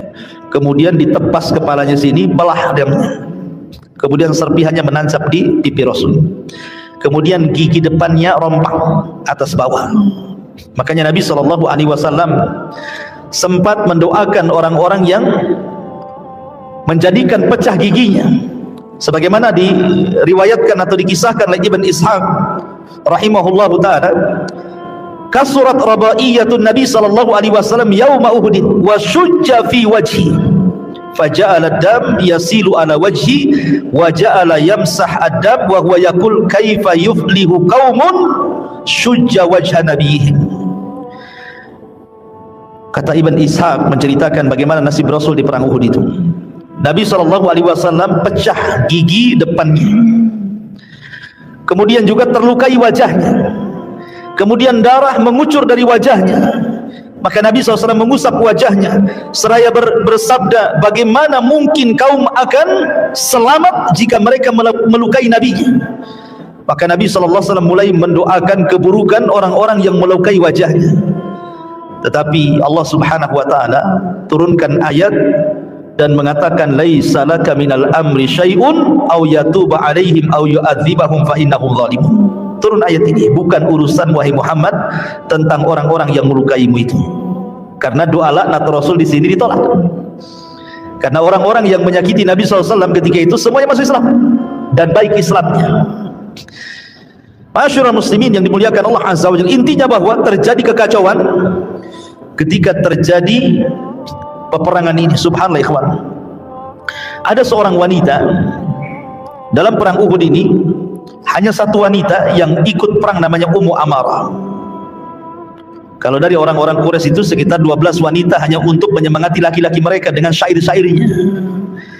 Tetapi dari kalangan kaum muslimin cuma satu wanita yang ikut terlibat, namanya Ummu Amarah.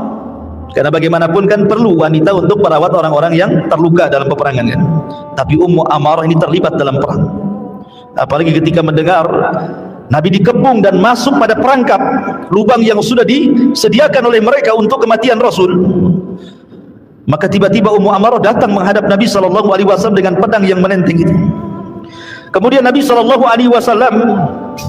ketika melihat Ummu Amarah, dia mengatakan, siapa yang ingin membela aku? Tiba-tiba Ummu Amarah mengatakan, ana ya Rasulullah, saya wahai Rasul. Dan dia terus membentengi Nabi SAW. Dan dia mengatakan ketika tombak, panah, pedang mengenai badannya akan membela Nabi SAW, Rasul sempat mengatakan kepada Ummu Amarah, salini ya Ummu Amarah, mintalah wahai Ummu Amarah, terserah engkau apa permintaan. Lihat bagaimana Ummu Amarah mengatakan, as'aluka murafaqatka fil jannah ya Rasulullah. Ya Rasulullah, aku hanya meminta kepadamu untuk jadikan temanmu di surga.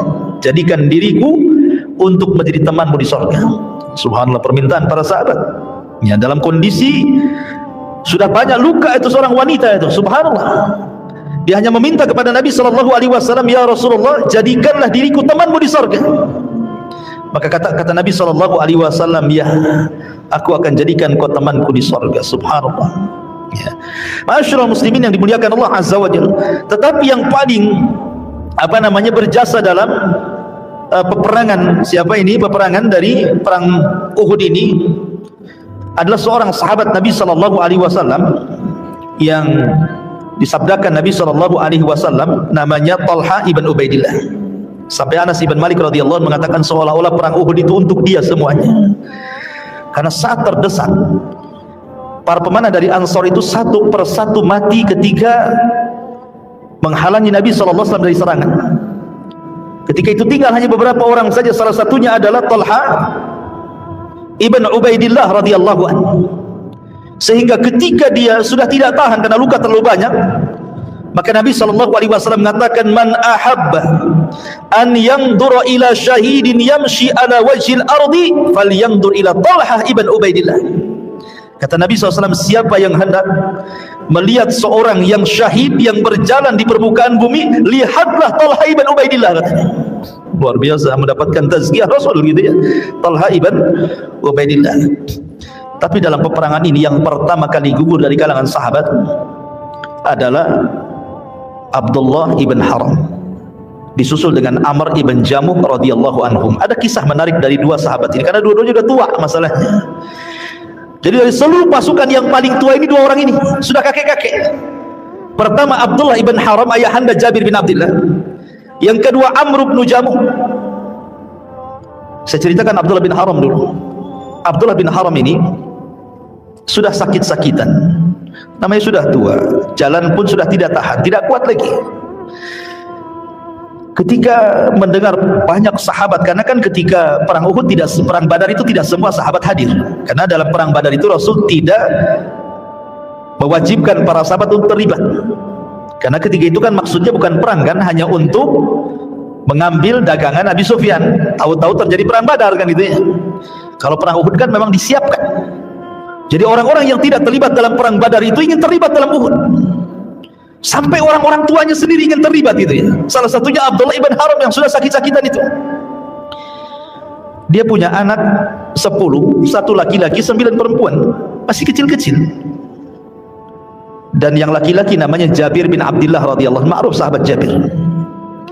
Jadi Abdullah ibn Haram ini datang kepada Rasul di malam hari sebelum besoknya terjadi perang Uhud itu.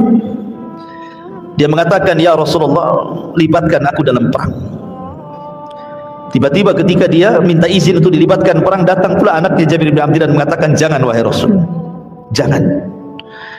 Karena Allah Subhanahu wa ta'ala berfirman, tidak mengapa orang-orang yang sakit tidak terlibat kan begitu. Tetapi Abdullah ibn Haram tiba-tiba menangis di hadapan Rasul. Kemudian melirik putranya Jabir bin Abdullah dan mengatakan, laulal jannah la afartuka iya. Jabir, putraku, kalau urusannya bukan surga, aku siap digantikan posisimu dengan kamu. Tetapi ini urusannya surga, aku tidak mungkin digantikan posisiku. Maka Jabir menangis, meminta agar Rasul tidak mengizinkannya. Tetapi Rasul mengatakan, bagaimana bapakmu sudah bersikeras masalahnya kan gitu. Akhirnya kemudian mendengar Abdullah ibn Haram diterima oleh Nabi SAW, datang pula Amr ibn Jamuh. Abdullah ibn Haram dengan Amr ibn Jamuh ini sahib, kawan akrab, sholat malam berdua, ngaji berdua, ke masjid berdua, luar biasa. Itulah pentingnya kita punya kawan yang saling memberikan nasihat itu. Mendengar kawannya daftar, ikut pula dia daftar dia. Sementara Amr ibn Jamuh ini pincang orangnya, tidak bisa jalan.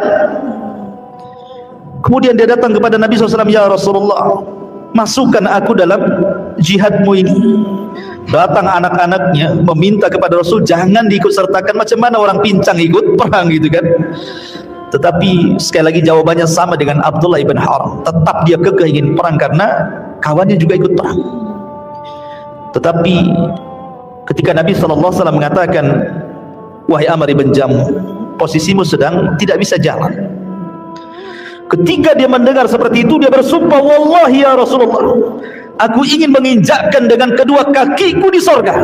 Aku ingin berjalan di sorga. Gak apa-apa di dunia aku pincang katanya, tapi aku ingin menginjakkan kedua kakiku di sorga dan aku ingin berjalan di sorga katanya. Subhanallah, ini orang-orang tua yang patut ditiru ikhwan. Kita saja tidak ada yang seperti orang tua ini, semangat jihadnya luar biasa. Maka betul-betul terjadi peperangan itu ikhwan. Akhirnya yang pertama meninggal Abdullah ibn Haram. Ketika dia meninggal, Allah subhanahu wa ta'ala mendatangi Abdullah ibn Haram jasadnya. Kemudian Allah berdialog dengan rohnya dan mengatakan, tamanna ya abdi, tamanna ya abdi. Wahai hambaku, maksudnya Abdullah ibn Haram, berangan-anganlah engkau. Kira-kira kalau engkau meminta sesuatu kepadaku, kau minta apa? Lihat jawaban Abdullah ibn Haram, dia mengatakan, ya Rabb, kalau engkau hidupkan aku kedua kalinya itu lebih baik, biar aku bisa jihad kedua kalinya dan biar bisa mati syahid kedua kalinya katanya. Kalau engkau berkehendak ya Rabb, aku ingin hidup lagi, aku ingin perang lagi bersama Rasul sallallahu alaihi wasallam dan ingin syahid kedua kalinya. Wah, luar biasa ikhwan ya. Tapi Allah mengatakan mustahil, orang yang sudah mati tidak mungkin hidup lagi, kata Allah. Kata Abdullah bin Haram mengatakan, kalau begitu habarkan posisiku di sisimu ya Rabb kepada putra-putraku, kepada anak-anakku, kepada Rasul sallallahu alaihi wasallam, kepada para sahabat, posisiku di sisimu ya Rabb. Dari situ Allah subhanahu wa ta'ala turunkan ayat bagaimana Allah subhanahu wa ta'ala menjelaskan tentang kondisi Abdullah ibn Haram. Am hasibtum, gimana ayat tentang masalah orang-orang yang mati syahid. Apakah kau menyangka bahwa orang yang mati syahid itu mati? Amwatan bal ahya inda rabbihim yurzakun. Apakah kau kira bahwa orang-orang yang mati syahid itu mati? Tidak, mereka hidup dan mereka akan mendapatkan rizki di sisi Allah subhanahu wa ta'ala. Ayat ini turun kepada siapa? Abdullah ibn Haram.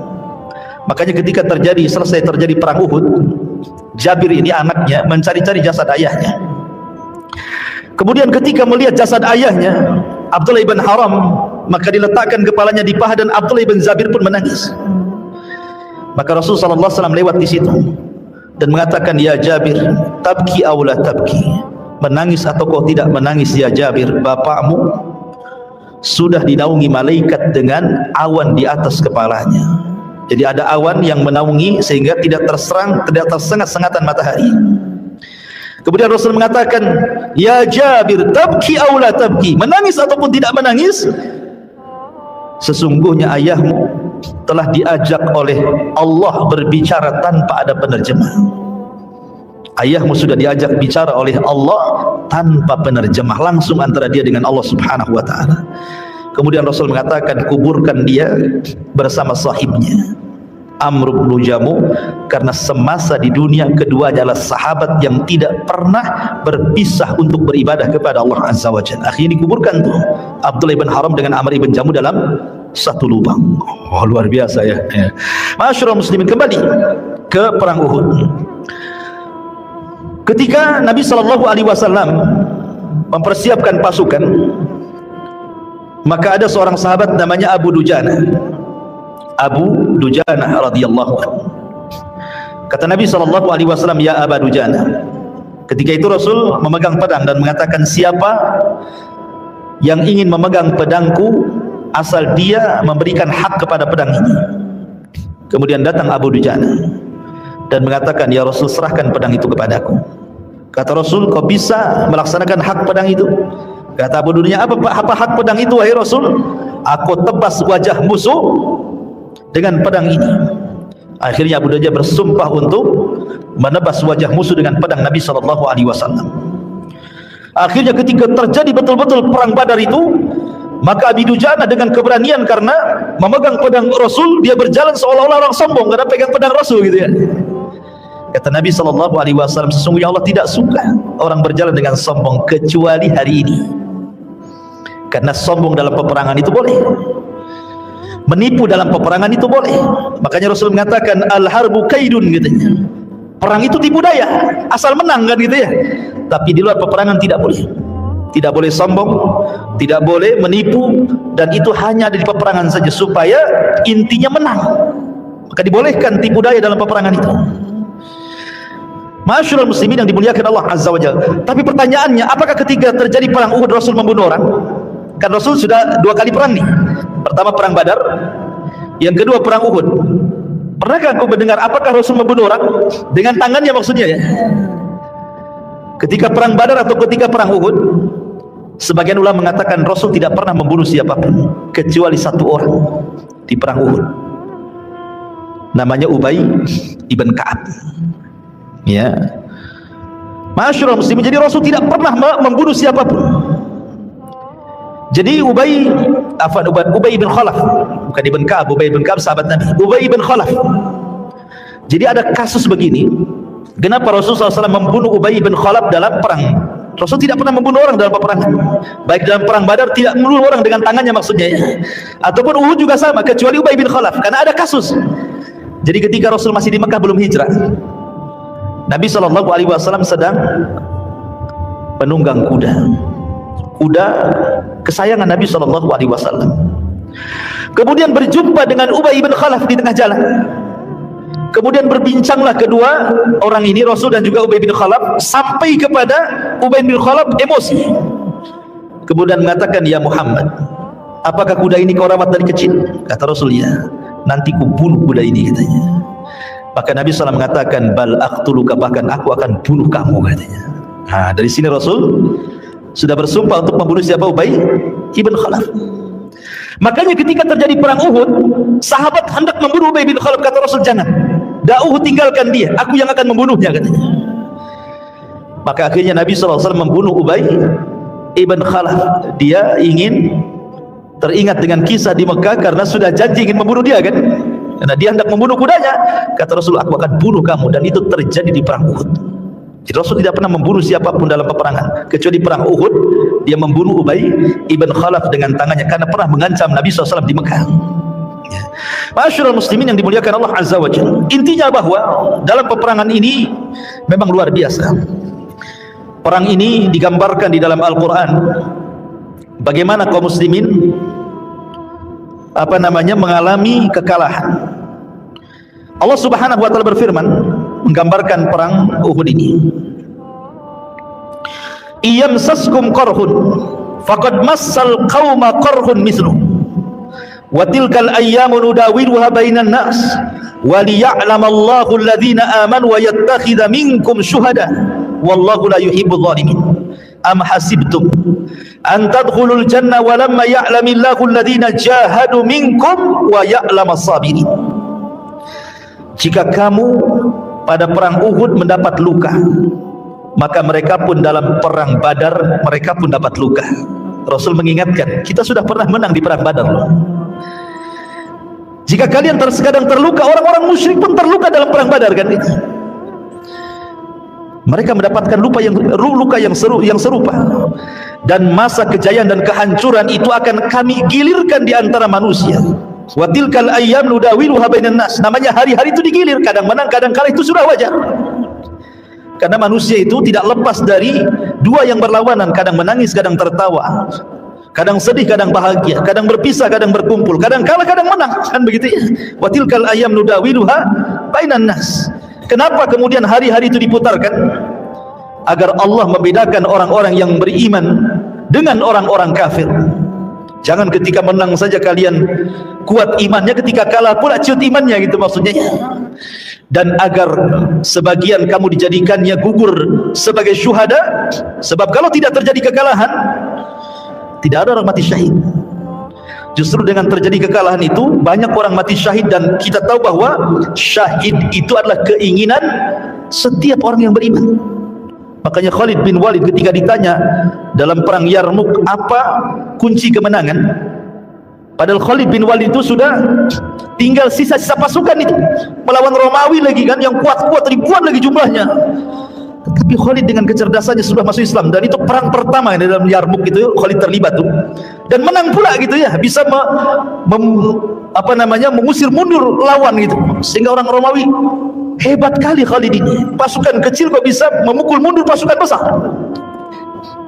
Dan orang Romawi, kita tahu Romawi adalah negara didaya, negara terkuat di zaman itu ya kan, bersama Persia.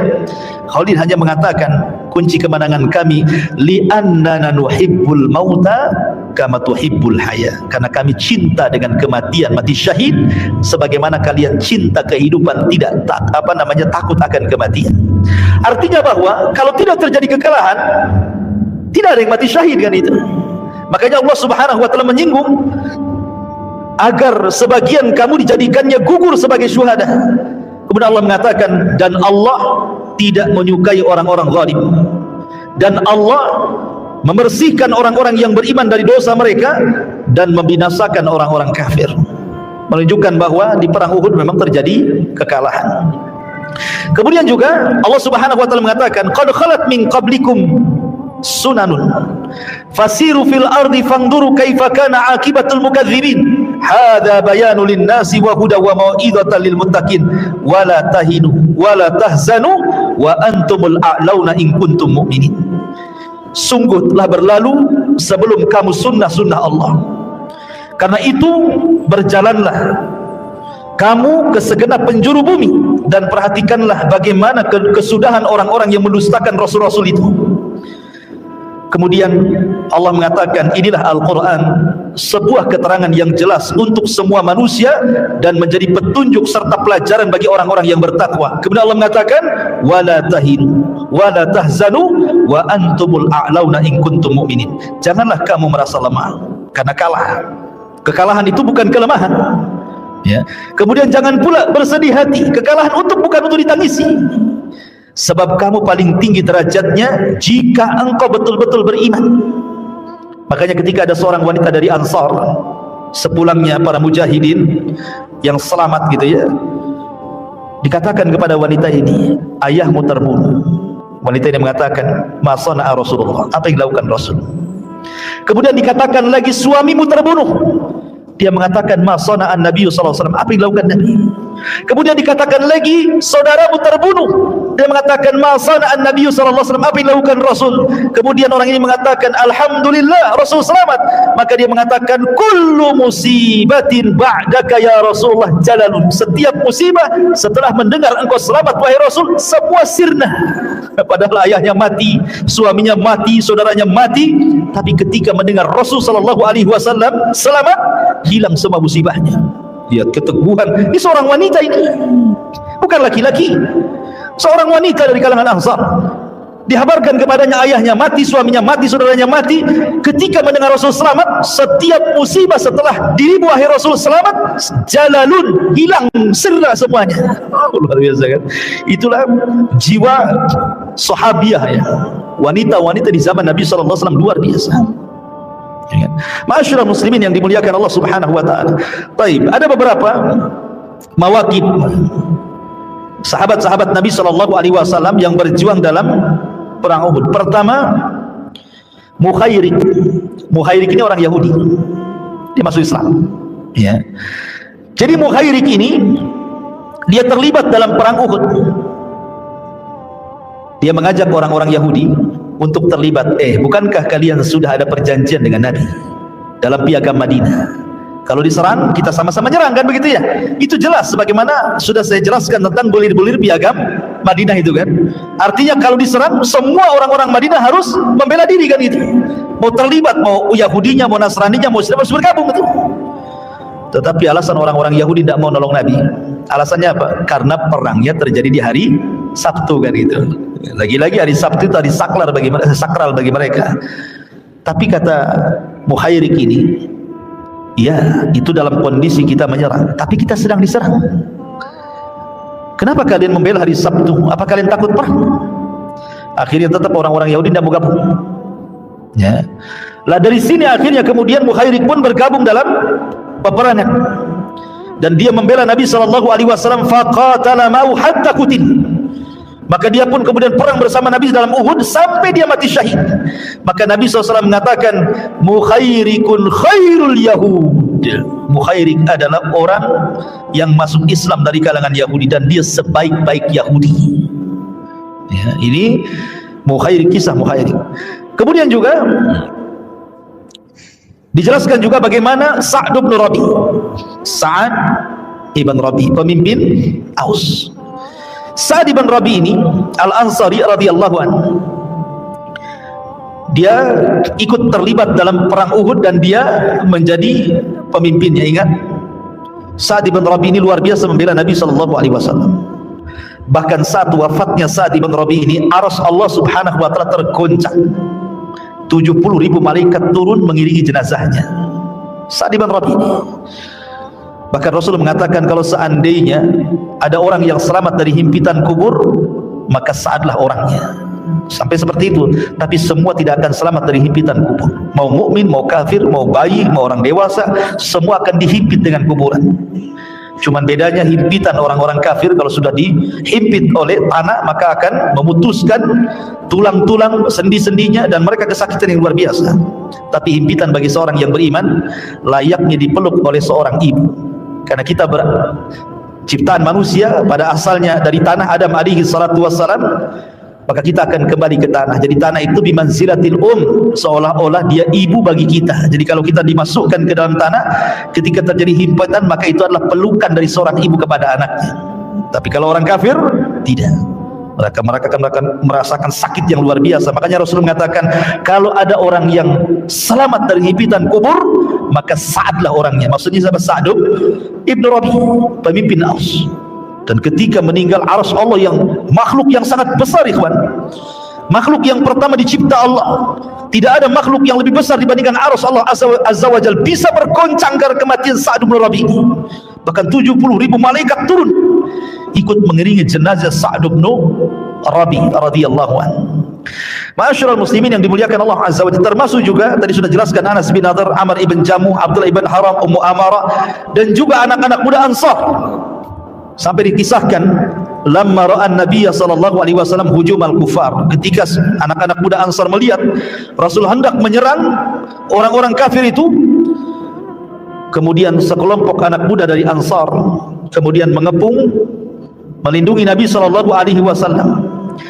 Kemudian Nabi SAW bertanya kepada mereka, siapa di antara kalian yang hendak menjadi temanku di surga? Berperanglah dengan semangat. Maka anak-anak muda langsung mengelilingi Nabi SAW.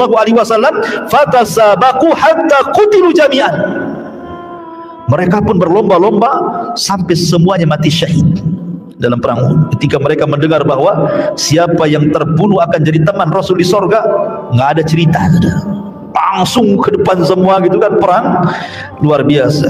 Ya, itulah keberanian para sahabat tidak dilakukan dalam perang Uhud ini. Tetapi sekali lagi, dalam perang Uhud ini banyak orang yang gugur. Salah satu yang gugur adalah Asadullah, singa Allah. Siapa? Hamzah ibn Abdul Muttalib, paman Nabi SAW yang sangat disayang Rasul. Ketika Hamzah kemudian meninggal di tangan Wahsy, jadi ada budak namanya Wahsy. Wahsy ini budaknya Zubair ibn Mut'im. Zubair ibn Mut'im. Belakangan Zubair bin Mut'im masih Islam juga. Jadi Zubair bin Mut'im ini dendam dengan Rasul gara-gara pamannya Tu'aimah ibn Adi. Dia punya paman namanya Tu'aimah ibn Adi. Karena Mut'im, Zubair bin Mut'im bin Adi, pamannya namanya Tu'aimah ibn Adi, meninggal di perang Badar. Dendam dia. Dan Zubair bin Mut'im terlibat juga, ikut tentaranya Abu Sufyan. Jadi dia memberikan hadiah kepada Wahsy ini, budaknya, Wahsy. Kalau engkau bisa membunuh Hamzah, karena Hamzah yang telah membunuh pamannya, kalau kau bisa membunuh Hamzah, maka sebagai hadiahnya anta hurrun, kau merdeka. Akhirnya ketika Wahsy mendengar dia merdeka dengan syarat membunuh Hamzah, akhirnya dia pun terlibat dalam perang Uhud. Tapi tidak ikut terlibat perang, tidak ikut dalam pasukan, tidak, karena niat dia hanya ingin mengincar Hamzah saja. Dan Wahsy bukan seorang yang maksudnya pasukan inti dari pasukan orang-orang Quraisy, tidak. Jadi tidak diperhitungkan keberadaannya. Siapalah Wahsy itu kan, apalagi yang dihadapi Hamzah masalahnya. Hamzah, siapa yang tidak kenal Hamzah? Kalau dia berburu, bukan berburu menjangan, yang diburu singa. Maka disebut Asadullah. Kita lihat singa di kebun binatang aja pikir dua kali, udah katakan, wah kita udah takut kita. Ini diburu pula kan gitu ya.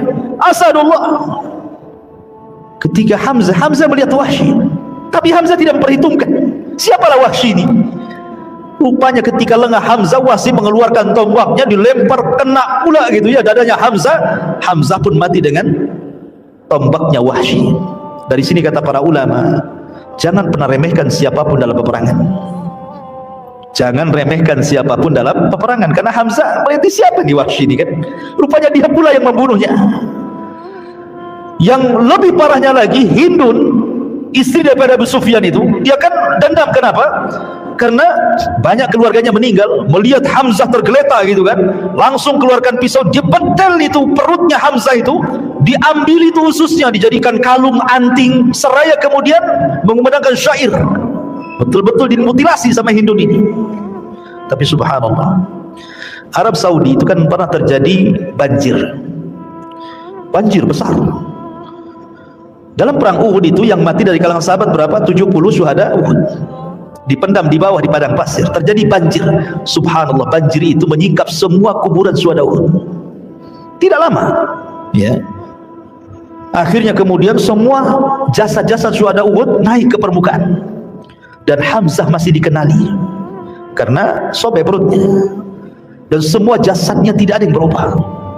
Makanya oleh kerajaan Saudi dipindah ke atas, supaya kalau tidak terjadi banjir, jangan lagi kemudian kuburan itu naik lagi, sampai jasadnya tidak ada yang dimakan tanah, semua masih utuh. Akhirnya dipindah dan bisa dikenali ini jasadnya Hamzah bin Abdul Muttalib. Oh, luar biasa ikhwan ya. Itulah para sahabat Nabi SAW dijaga, tanah saja nggak berani untuk memakannya. Begitu juga para penghafal Quran dan banyak sekali orang-orang yang diberikan karamah gitu ya. Ketika meninggal, ketika digali jasadnya tidak berubah gitu ya. Luar biasa. Masyaallah muslimin, Hamzah ini dibunuh oleh Wahsy. Tapi Wahsy ini luar biasa. Dia pernah membunuh orang yang paling dicintai Nabi SAW. Kemudian dia masuk Islam. Rasul itu manusia bukan malaikat ikhwan.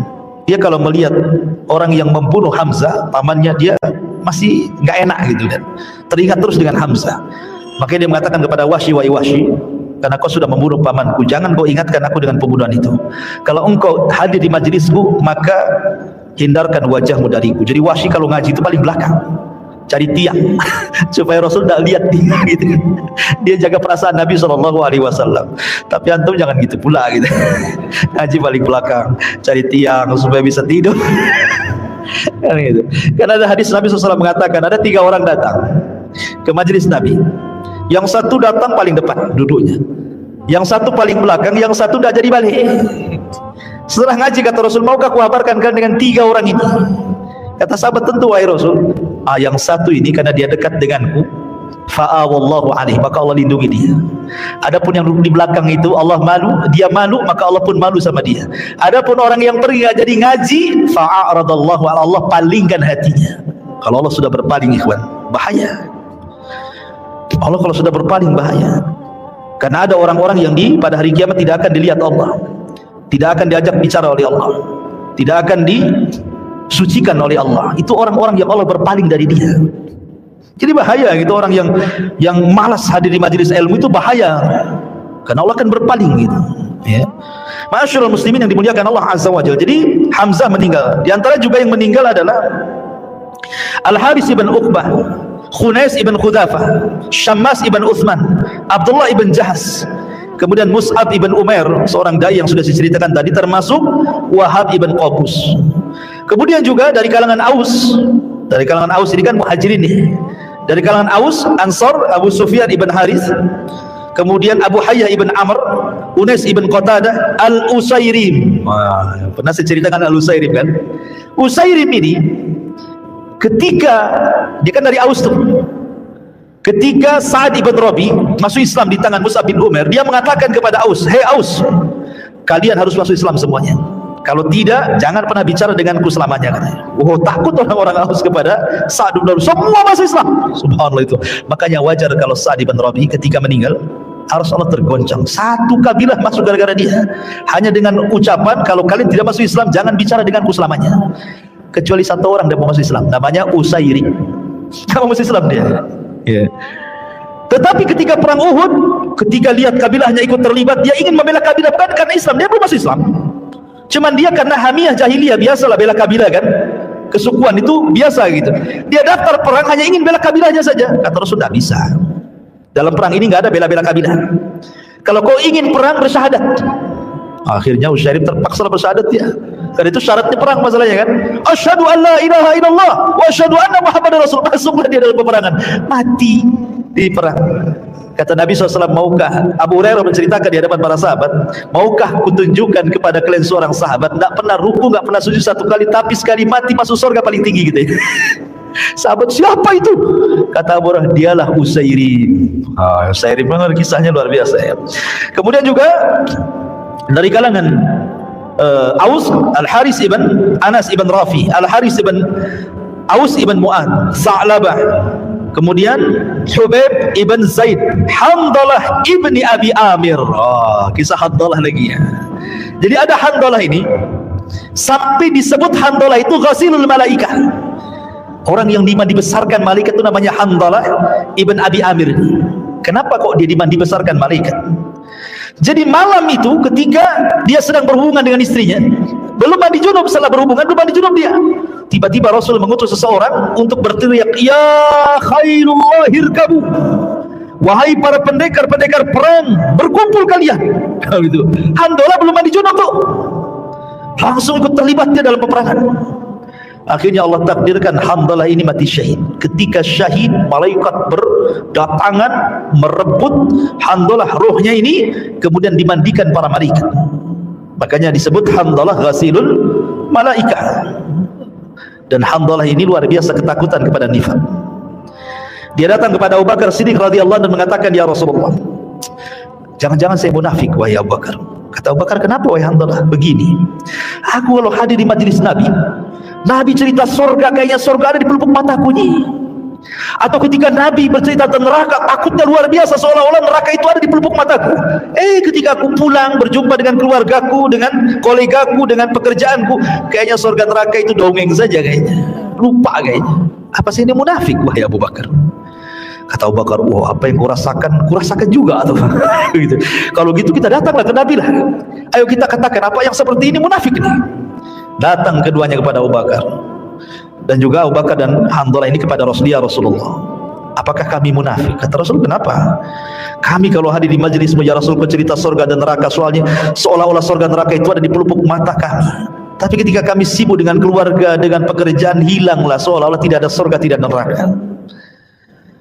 Akhirnya kata Rasulullah SAW sambil mengatakan kepada Handalah, tidak wahai Handalah, akan tetapi kata Rasul, ya Handalah sa'atan, akan tapi ya Handalah, walaupun kau sibuk dengan dunia, tapi dalam kesibukan itu berikan kesempatan untuk hadir di majelis ilmu. Kadang-kadang kau ngaji, kadang-kadang kau kerja, kadang-kadang kau ngaji, kadang-kadang kau kerja. Jangan sama sekali tidak ngaji, gitu maksudnya.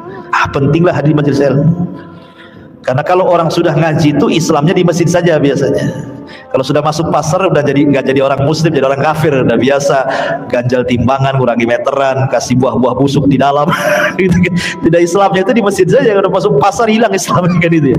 Makanya Rasul mengatakan kepada Handalah sa'atan. Ya, sekali-kali kau hadir di majelis taklim, sekali-kali kau juga mencari dunia, seperti itu. Supaya jangan jadi orang munafik gitu maksudnya. Kemudian juga diantara yang meninggal dari kalangan Aus juga Rifa'ah ibn Abdul Mundir, Zaid ibn Hatim, dan banyak lagi ya, tidak saya sebutkan satu-satu, ada 70 orang. Adapun dari kalangan Khazraj, Abu Buhairah ibn Haris, Anas ibn Nadir, tadi yang saya katakan bagaimana menyemangati para sahabat, luar biasa Anas ibn Nadir, Aus ibn Arqam, Aus ibn Zabit, Iyas ibn Adi, Nu'man ibn Malik, Sabit ibn Amr, kemudian Kharijah ibn Zaid, kemudian juga Zakwan ibn Abdi Qais, kemudian Rifah ibn Amr ibn Zaid, Rafi ibn Malik, seorang pemanah handal, termasuk Sa'd ibn Rabi, Sa'id ibn Suwaid, Sulaim ibn Al-Haris, dan banyak lagi intinya, termasuk Amr ibn Jamu, Qais ibn Makhlad, Malik ibn Iyas, dan banyak lagi. Jadi semua yang mati syahid dari kalangan Muhajirin dan Ansar berjumlah 70 syuhada Uhud. Tapi dari kalangan orang-orang musyrik ya sekitar 22 orang yang mati konyol. Ya, kalau kalangan muslimin yang mati syahid sekitar 70 syuhada Uhud.